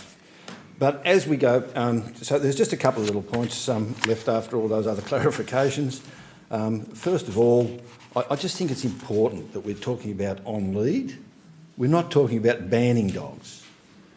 And it's on lead, and as we can see, as the camera shows, it would seem, that there are a sufficient number of dogs who are off lead but are not on the tracks and are therefore impacting. Now, there's no way you could monitor this thing 100% and make sure that no dogs were. And if one or two dogs had been seen, that'd be fine. But quite clearly, and this goes back to my pet subject of this nonsensical notion of effective control. There's not even a certificate from a dog trainer to say this dog responds to you that way and therefore is under effective control. All you've got to do is say, oh, when I call my dog, he comes. And despite the overwhelming evidence to the contrary, suddenly you've got effective control. So that's why those issues are coming, and that's why those, and the cameras show it. Now Councillor Hunter just points out that we won't be seeing that on recommendation 23, which is to continue that camera monitoring, that domestic animals. I think if you look at the next recommendation, it actually talks that it talks about particularly cats, and it's the cats that do infinitely more damage, I will agree, than dogs do.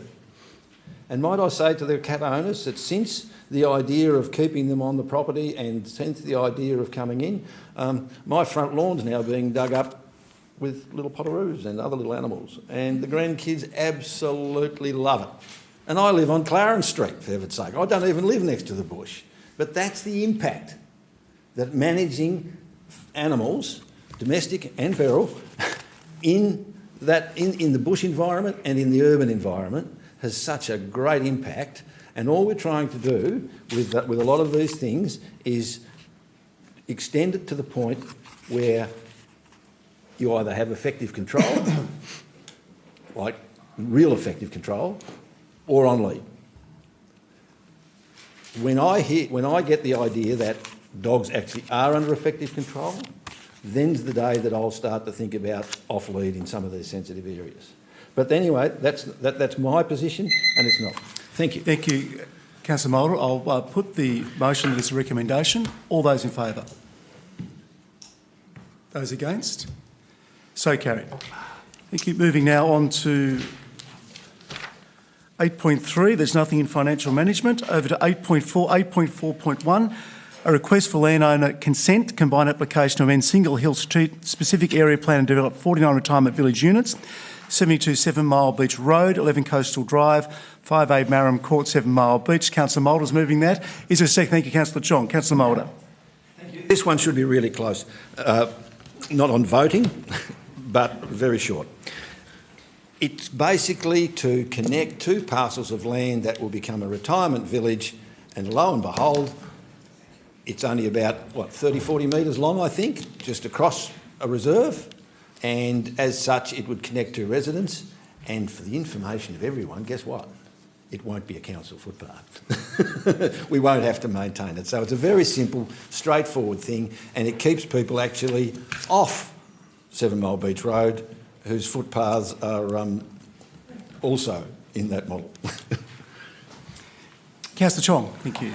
Nothing extra to add. Thank you. I support the officer's recommendation. Thank you. Does anyone wish to contribute to this? Councillor Hunter, thank you. Yeah, this one I'm not totally comfortable with, and I know it's only for landowner consent, but I think sometimes we underestimate the value that landowner consent has, and if we have any doubt of the development itself or there's gaps, I think now is the time to call it out. And in the report, there's a number of issues are under impact on land or infrastructure under item 4.4 and also 4.6 in relation to TAS Fire Service endorsement. One of the key issues is stormwater issues within 7 Mile Beach, and the need for on-site detention and water-sensitive urban design measures, also need for more strategic work on 7 Mile Beach stormwater, which isn't currently funded. It also notes that landowner consent cannot be provided on a conditional basis. Now, I'd feel more comfortable if it was, and we could ensure all those things were considered as a result of it, but given that it's not, I'm not totally comfortable with giving consent on this at this stage. Thank you, Councillor Hunter. Anyone else wishing to make a contribution? Councillor Walker, right of reply, please. Oh, sorry, Councillor Mulder. I'm looking at Councillor Mulder, I'm thinking Walker. Sorry, Councillor Mulder. Sorry, Councillor Walker. Councillor sitting, perhaps. I just, in relation to the landowner's consent and it's unconditional, we're talking about, and if you go to page 196 of your papers, it's a tiny little footbridge over the thing. It's marked in blue. You know, in fact, you've got to really scan the thing because it's so small and it's so close to green that it doesn't quite bounce out at you. But it's an access over. And there aren't any conditions because no one is going to approve a development application that turns that crossover into a bridge or a dam or a weir. So all that issue just isn't there. But, you know, if one day, and I'm a great one for detention base, and someone decided they want to put one there, well, that wouldn't be, that would still be our call as council. We're not transferring the land ownership. We are giving permission for those people to construct a walkway over it. That's all. So I commend the motion. Thank you, Councillor Mulder. I'll put the motion that is a recommendation. All those in favour? Those against? So carried. Thank you. Moving now on to 8.4.2, City of Clarence Strategic Plan 2025 to 2035 for adoption. There's a recommendation. Do I have a mover, please? Thank you, Councillor James. Is there a seconder?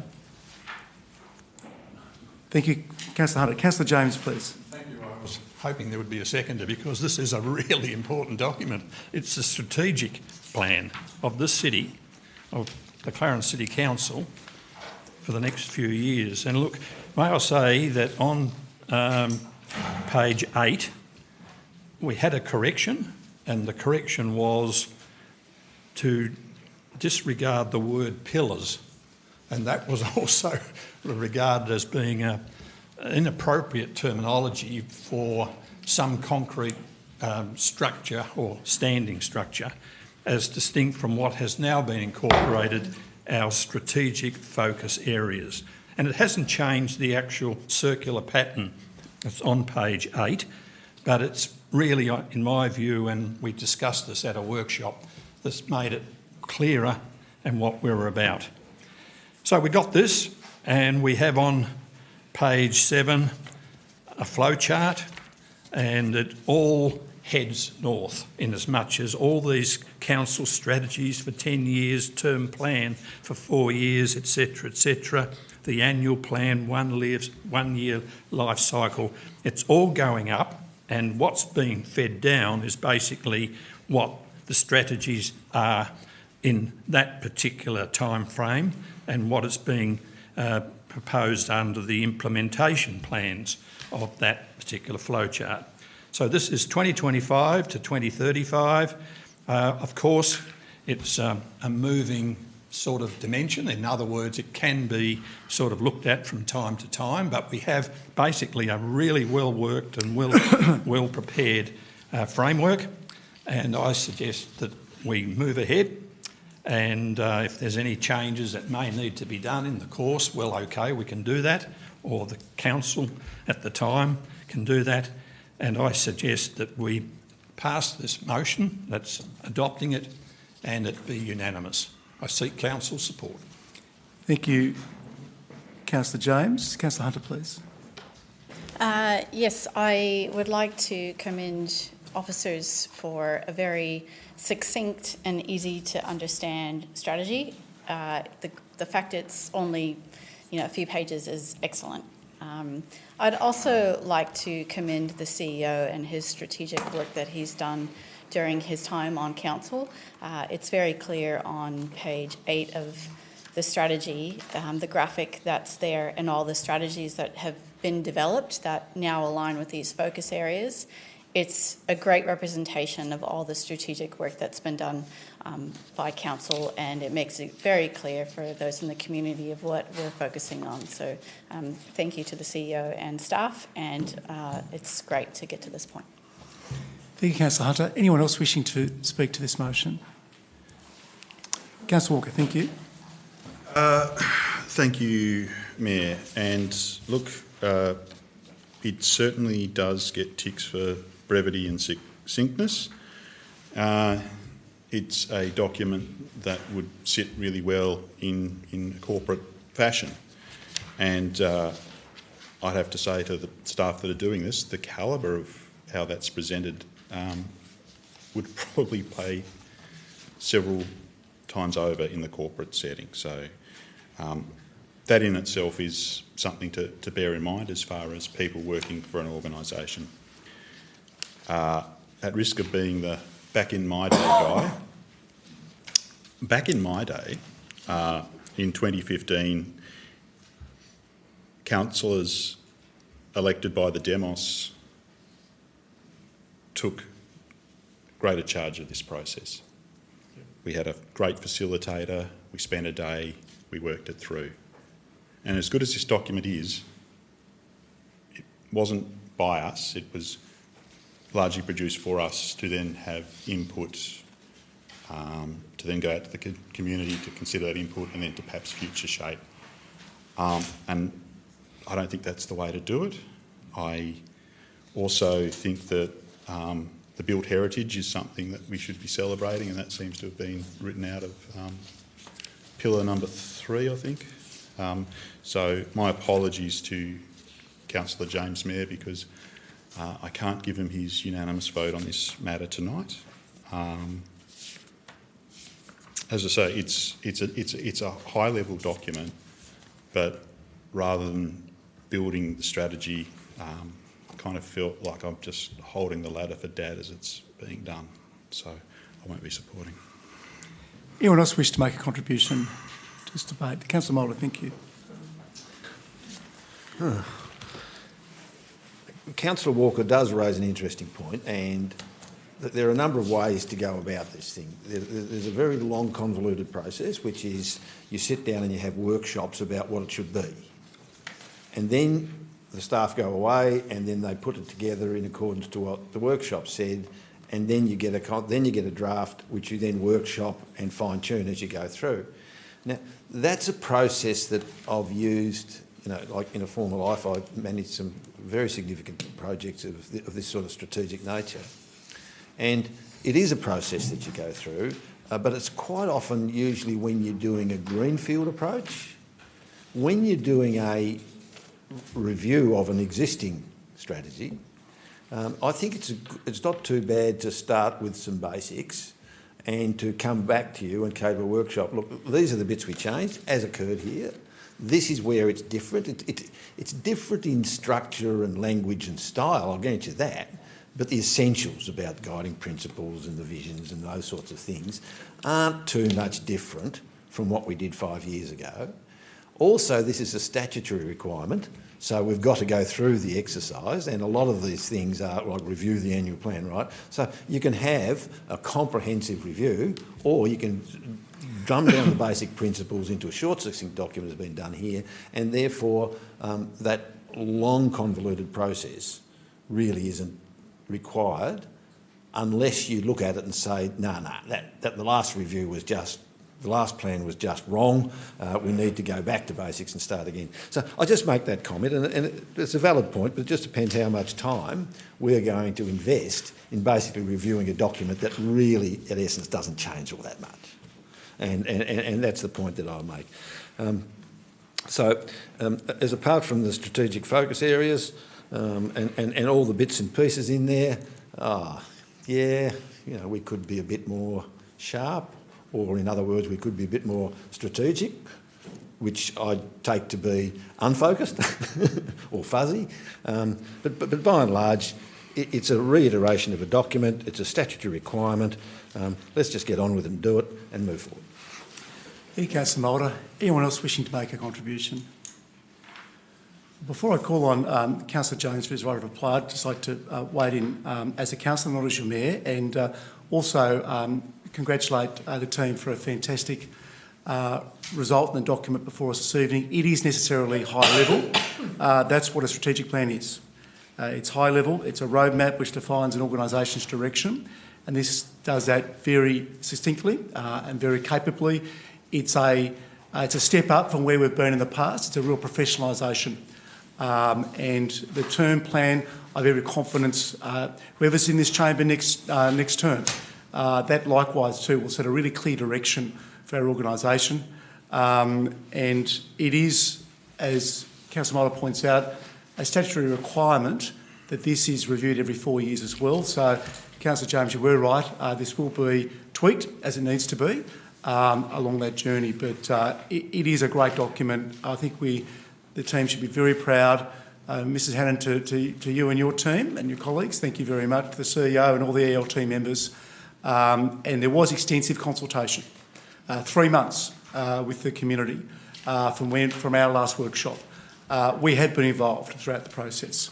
And it was up to, it was incumbent upon us all to feed in any potential changes, as we did, to the team. So I'm just very proud of where we've landed and urge colleagues to support the adoption this evening. Councillor James, your right of reply, please. Yes, thank you. I agree, and also Councillor Walker made the point that there was a different approach to the strategic plan back in 2015, and we had an all-day session on it, and we had the officers there, and we even had a facilitator to do that.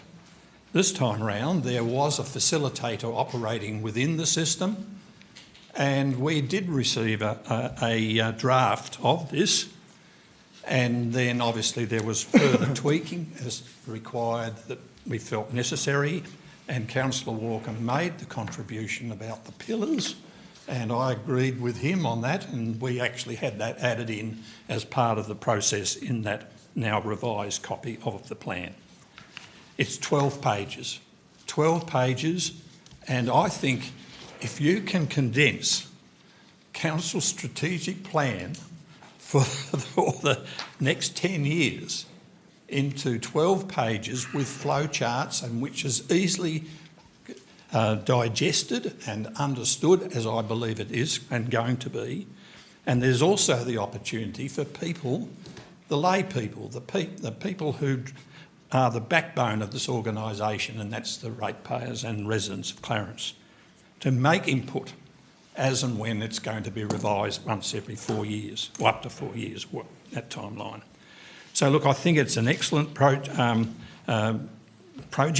in the sense that it's now come before us for adoption. So let's go with it.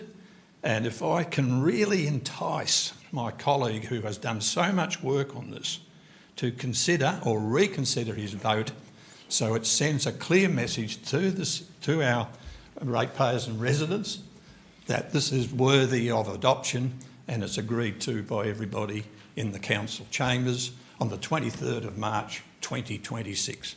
I seek council support. Thank you, Councillor James. I'll put the motion. That's for the City of Clarence Strategic Plan 2025-2035 for adoption. All those in favour? Against? So carried. Thank you. Moving now on to item 9. 9.1 is a motion standing in the name of Councillor Goyne. Due to her absence, Councillor Goyne has requested that a motion on notice be withdrawn from consideration at tonight's meeting. So we'll move on now to 9.2. Notice of motion seeing in the name of Councillor Walker. Councillor Walker, do you have a seconder? I saw some advice it doesn't. No, thank you.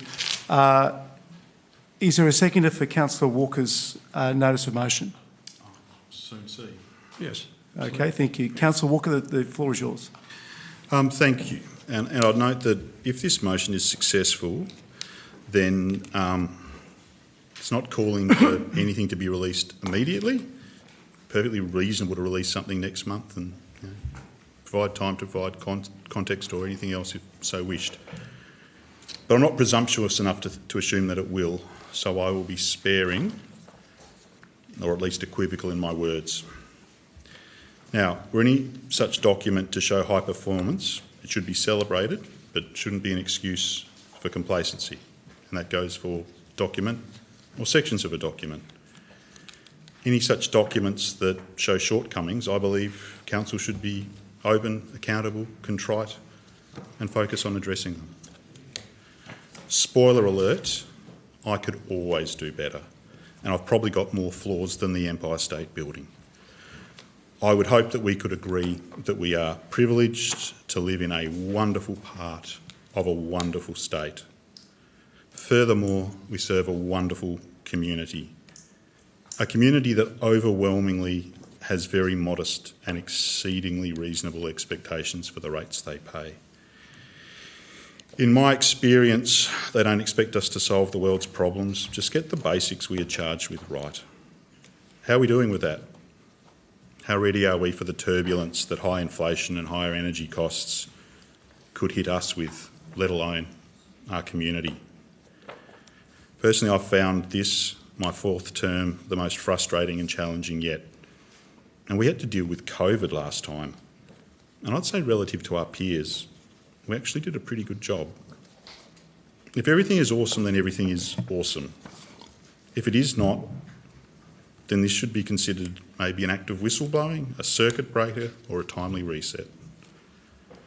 The strategic plan has passed, but as Peter Drucker said, culture eats strategy for breakfast. How is our internal culture, shared beliefs and behaviour doing? Because those will all have a greater impact on success than strategy. There is much going for us, and maybe everything is awesome. I just don't want us to be a council where bold ideas come to die, and I don't want to be in a council where good colleagues leave too soon and not at the hands of the demos, but because of wider implications. If I can't have your support, I'd really appreciate your consideration. Councillor James. Nothing to add to that stage, thanks. Any other colleagues wishing to make a contribution? Councillor Chong, then Councillor Warren. Thank you. Thank you. As a general rule, I'm a believer in people being as informed as they can be. I think that's very important. But I'm also of the opinion that raw data, without context and without explanation around it, follows the lies, damn lies and statistics logic. You know, you can make anything you want of it because you have no context into which you view it. And my concern with releasing this unredacted, without context, without the situation in which it was undertaken, is that you run into that possibility that people don't know how to assess what's there because they don't know what the context of the questions in which it was asked. My other issue, and as I was having other discussions earlier, the people who answered those questions, who took the time to answer the survey, expected it to be an internal report. Now, they might not have said anything different if they'd have known it was going to be released, but they might. And I think it's bad faith, if you like, to take information that was given to us in confidence for an internal report and put that out into the public realm without necessarily getting permission from everybody. What I would like to see, going forward is the next time we do this survey, what I would love to see is a trend analysis. Where were we when this was done? Where's the next one? What are we doing better at? What are we doing worse at? Because for me, in anything like this, the trends are really important, not necessarily the point-in-time analysis. But that concept of, okay, we got this information, what did we do with it? Did we do better with it? Have we done worse? Would be much more valuable than actually just this one. Thank you, Councillor Chong. Councillor Warren, please. Thank you, Mr Mayor. My gut instinct was to support this because I'm fully in favour of transparency. But Councillor Chong makes some good points.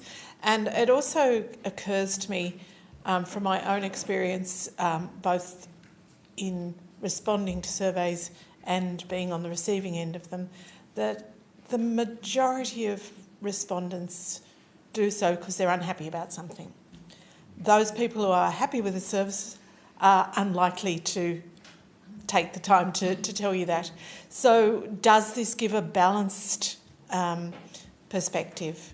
And in that case, yes. So again, it's to do with the context and what we were seeking to achieve. So I'm not sure of the value of releasing the raw data. I think that might cause us more issues. I like the idea of a trend.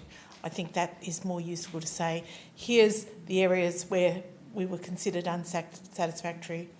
At the next time, how has that changed? So with greatest respect, I don't think I can support this. Thank you, Councillor Warren. Councillor Hume, please. Thank you, Mayor. What Councillor Warren's referring to there is sort of what's known as selection bias. And in the case of a lot of surveys, it's sort of self-selection bias. It is a perennial problem with almost any survey that you do. Even if you randomly select people to contact, then there's a potential selection bias on the basis of who responds and who doesn't.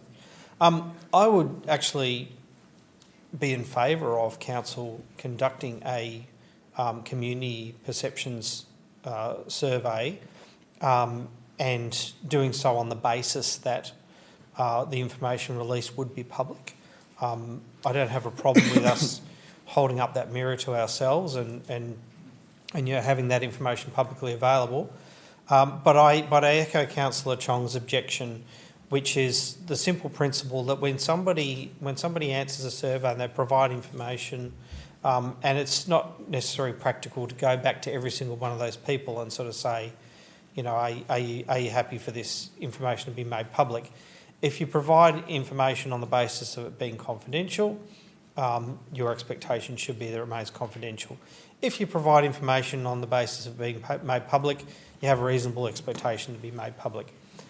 That simple principle, I think, is fair in terms of, I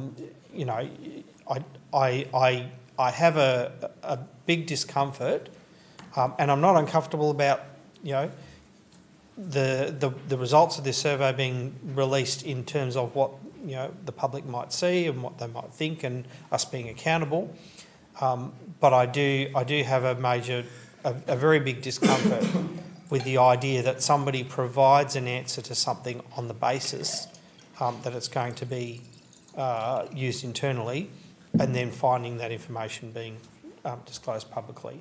And so on that basis, I won't be supporting Councillor Walker's motion. Thank you. Thank you, Councillor Hume. Councillor Mulder, thank you. Thank you. My first question is, will this information be RTIable? Thank you. Off the top of my head, I don't know the answer to that, Councillor Mulder. On working policy documents and things like that, which is a valid reason why, it wouldn't be. But anyway, so I do that. And these things, like selection bias and all the current buzzwords and things like that, but quite often it's the question you ask. I'm reminded of Sir Humphrey and the conscription. Should we be getting all the unemployed people who haven't got anything to do, who aren't earning and learning? And should we give them some military training so they have discipline? Well, of course you would. What a great idea. Should we be getting the thugs that occupy our cities and training them to kill people? Well, of course you wouldn't. same question, put a different way, and then you elicit that response. So I like the idea of the transparency and all the rest of it.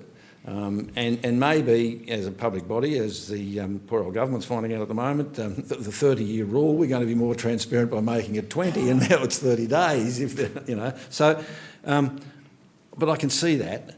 But that particular information, it's not to the nth degree, and it's you don't get hold of the working in thing, because the RTI actually says that internal policy would work in draft documents.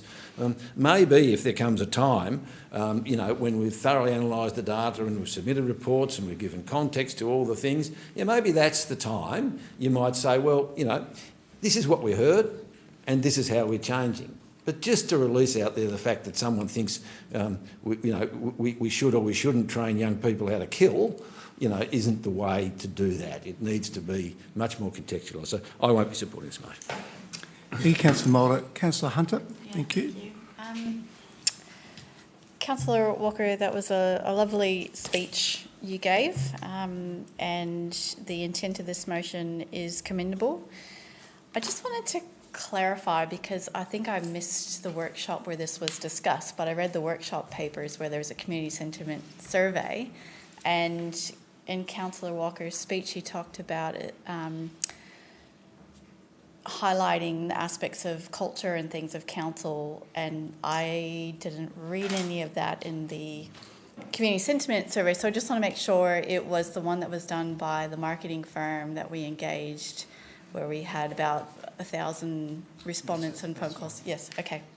All right. That gives me context. I agree with what my colleagues have said, where the intention of that and the people who were surveyed weren't informed it would be made public, and agree with Councillor Hume that the next survey that we do is probably a very valid idea to make that public and to have it shaped knowing it will be a public-facing document. I think that's a great idea. Thank you, Councillor Hunter. Councillor Darko, would you like to? All right. Before I call on Councillor Walker for his right of reply, I'll enter the debate as a councillor and not as your mayor. Importantly, as colleagues have already touched on this evening, at no point in the collection of the data was it stated that information provided would be released as part of a report. And from my perspective, it would be both unprofessional and unfair to the over 1,000 people who participated, particularly those who took part in the in-depth qualitative interviews and focus groups, to have the information they provided released in such a way if this wasn't clearly stated by us up front. It is a potential breach of research ethics, and it will hurt our ability to collect unfiltered and real feedback from our community if this is the way we're going to treat the information that they provide. Some of the information people provided contains personal details, and it is likely they would not have provided that level of detail if they'd known we'd released the full report. The Living in Clarence survey from which this sentiment and perceptions report was produced was a market research exercise, not a community engagement. While community research and community engagement involve asking the community for input, they are not the same thing. The key difference is the intended use of the information. Data collected for the research project will help us make evidence-based decisions, but we did not claim anything asked in the survey will influence a particular outcome. We didn't know what information we were going to get back, and therefore couldn't know what that information might be used to inform. Now, officers may share findings from the research with councillors or publicly to help provide evidence for decisions, but that comes at the point of the decision, and importantly with context around the data that they use. We've done a lot of work of late to better share with the community the outcomes of community engagements and show how people's responses feed into council's decisions. And we've been upfront with people on what can be influenced and what can't be. We have transparently interacted with our community. As I said, this was not a community engagement, and the same processes we go through for an engagement report do not apply. And to avoid confusion with our community engagements, it was decided not to host information on the Your Say Clarence website. We would not be acting transparently if we collected information under the assumption it would be for internal use and then released that report publicly. The Liddy and Clarence survey was an extension of the process we ran in 2023, and we did not release that report. Councillors were provided information on this project back in July, and the budget for this project was scrutinised as part of the budget process. At no point was it discussed that the report from the survey should be made public. In addition, from my perspective, it seems a bit disrespectful to colleagues to all of a sudden bring this motion without having a discussion first, as there was arguably plenty of time to canvass the thoughts of others. I will not support this motion, and I urge colleagues to do likewise. Councillor Walker, your right of reply, please.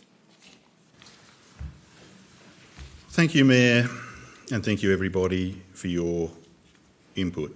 I think there's been some really considered responses, and I appreciate that. I'd note there was a question in relation to behaviour, etc., internal culture, shared beliefs, behaviour.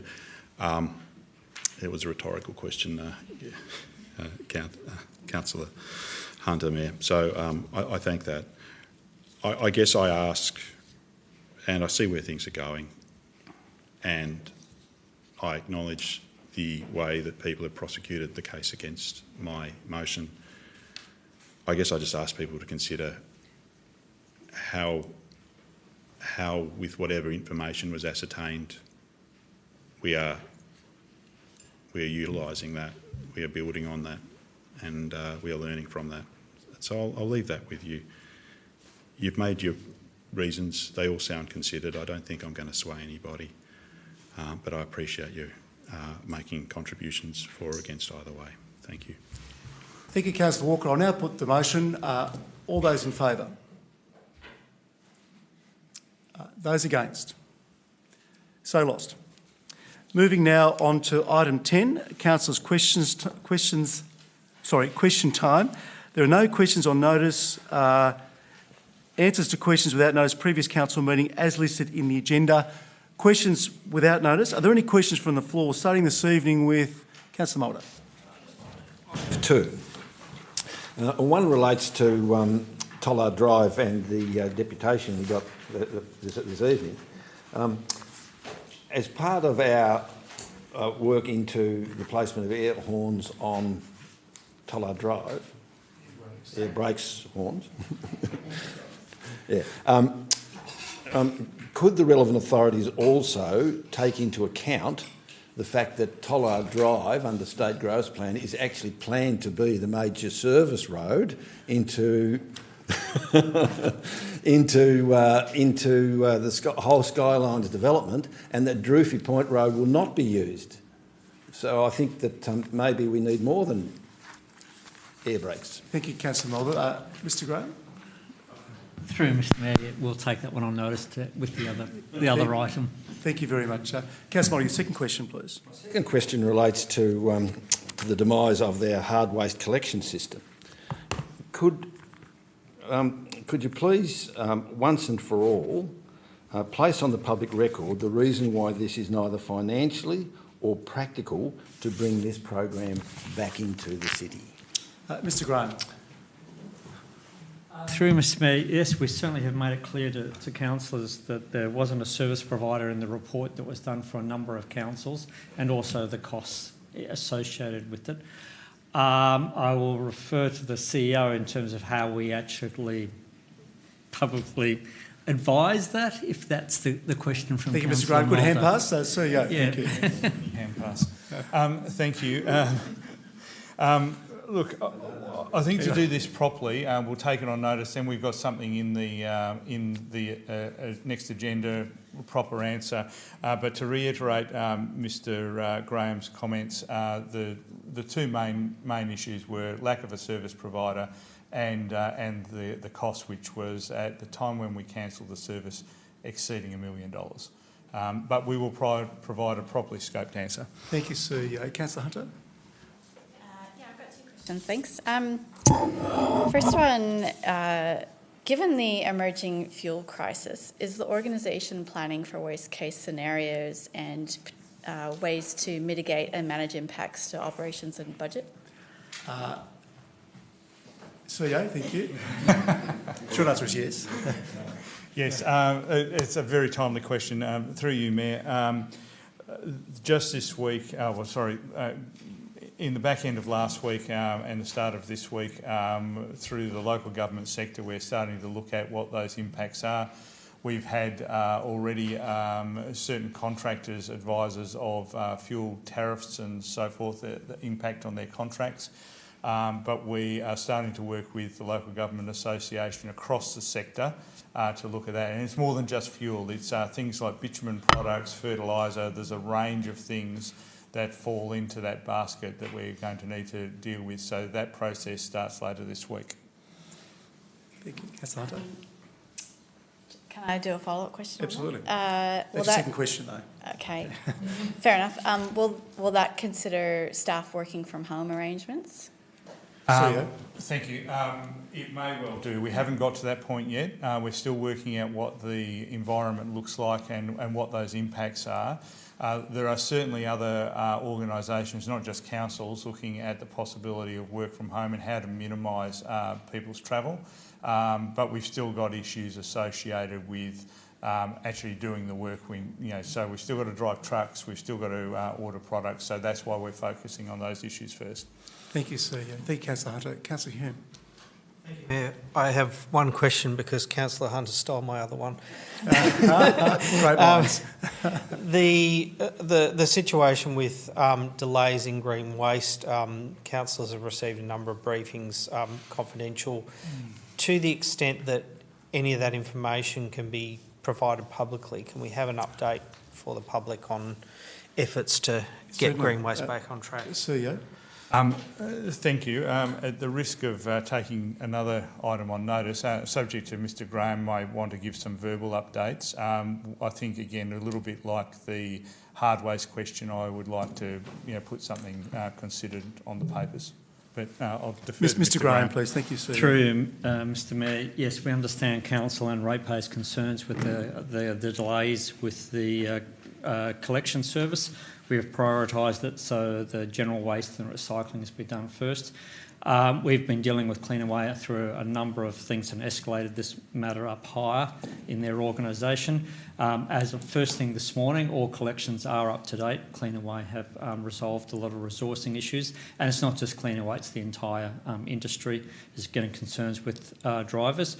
We will continue to liaise with Cleanaway and inform council, but we're certainly hopeful of more promising steps going forward.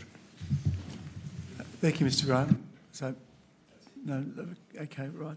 And also, too, I know that the comms team, excuse me, are working very closely with Mr Young and Mr Graham's area. So, when we can, following discussions with Cleanaway, updated information goes up online.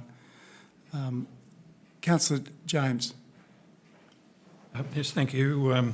Two questions. Firstly, Council's undertaken a review of the footpath program and found a higher number of failed footpaths across multiple suburbs.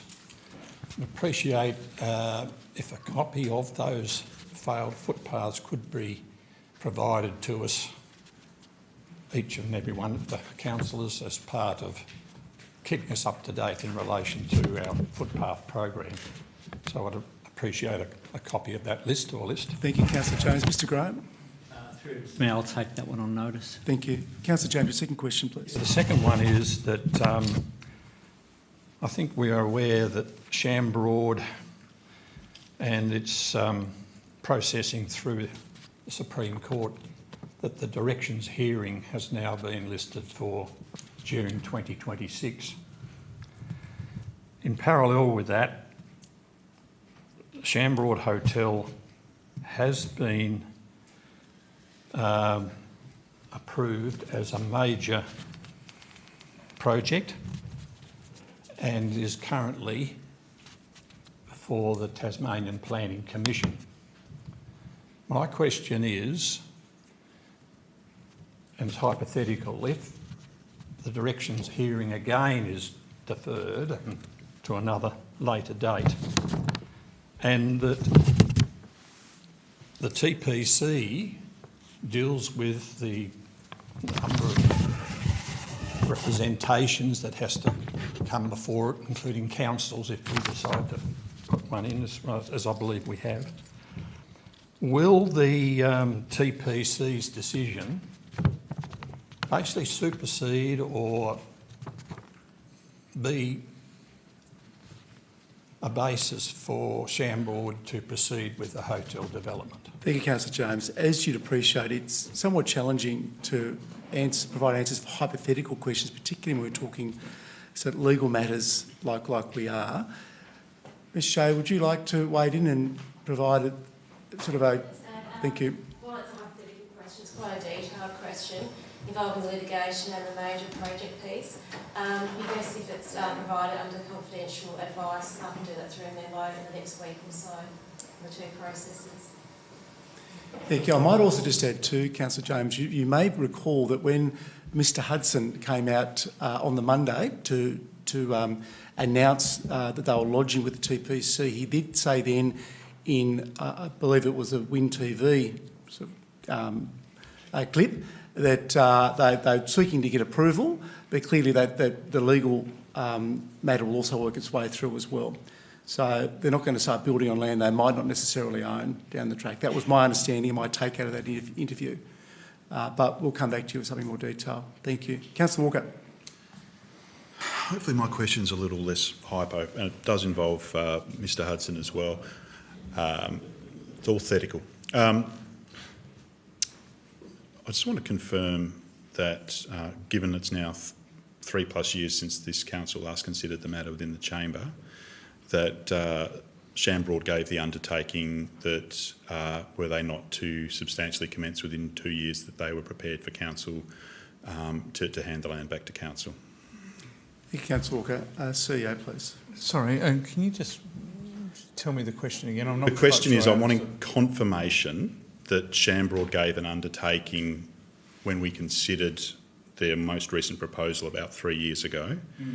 Wasn't listed maybe in the agenda, and it's not very comfortable to say it's not confidential, that an undertaking was given that were they not to make substantial commencement within 2 years, that they would hand the land back to council.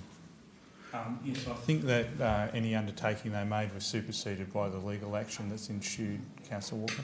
Certainly, but was that undertaking made prior to legal action? I'd have to check. I'll take that on notice. That's it. Thank you. Councillor Darko, Councillor Warren. Councillor Chong. Just a very quick question I was asked the other day. The Public Open Space Reserve, how much of that relates to Richmond?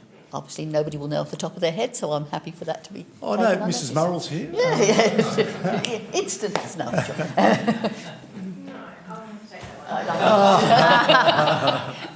Surprise. All right. Well, thank you, colleagues. I'll now call for a motion to move into closed meeting. Moved by Councillor Warren, seconded by Councillor Hume. All those in favour? So carried. Thank you. So thank you to those members of the public that attended this evening. It's been wonderful to have you here. And to those that joined us at home via the live stream, I hope Harriet and Leo were allowed to stay up and watch, and as well as Stella. But it's been wonderful to have you here with us. Look forward to seeing you again in 3 weeks' time. Thank you very much. Good evening. Please end the live stream.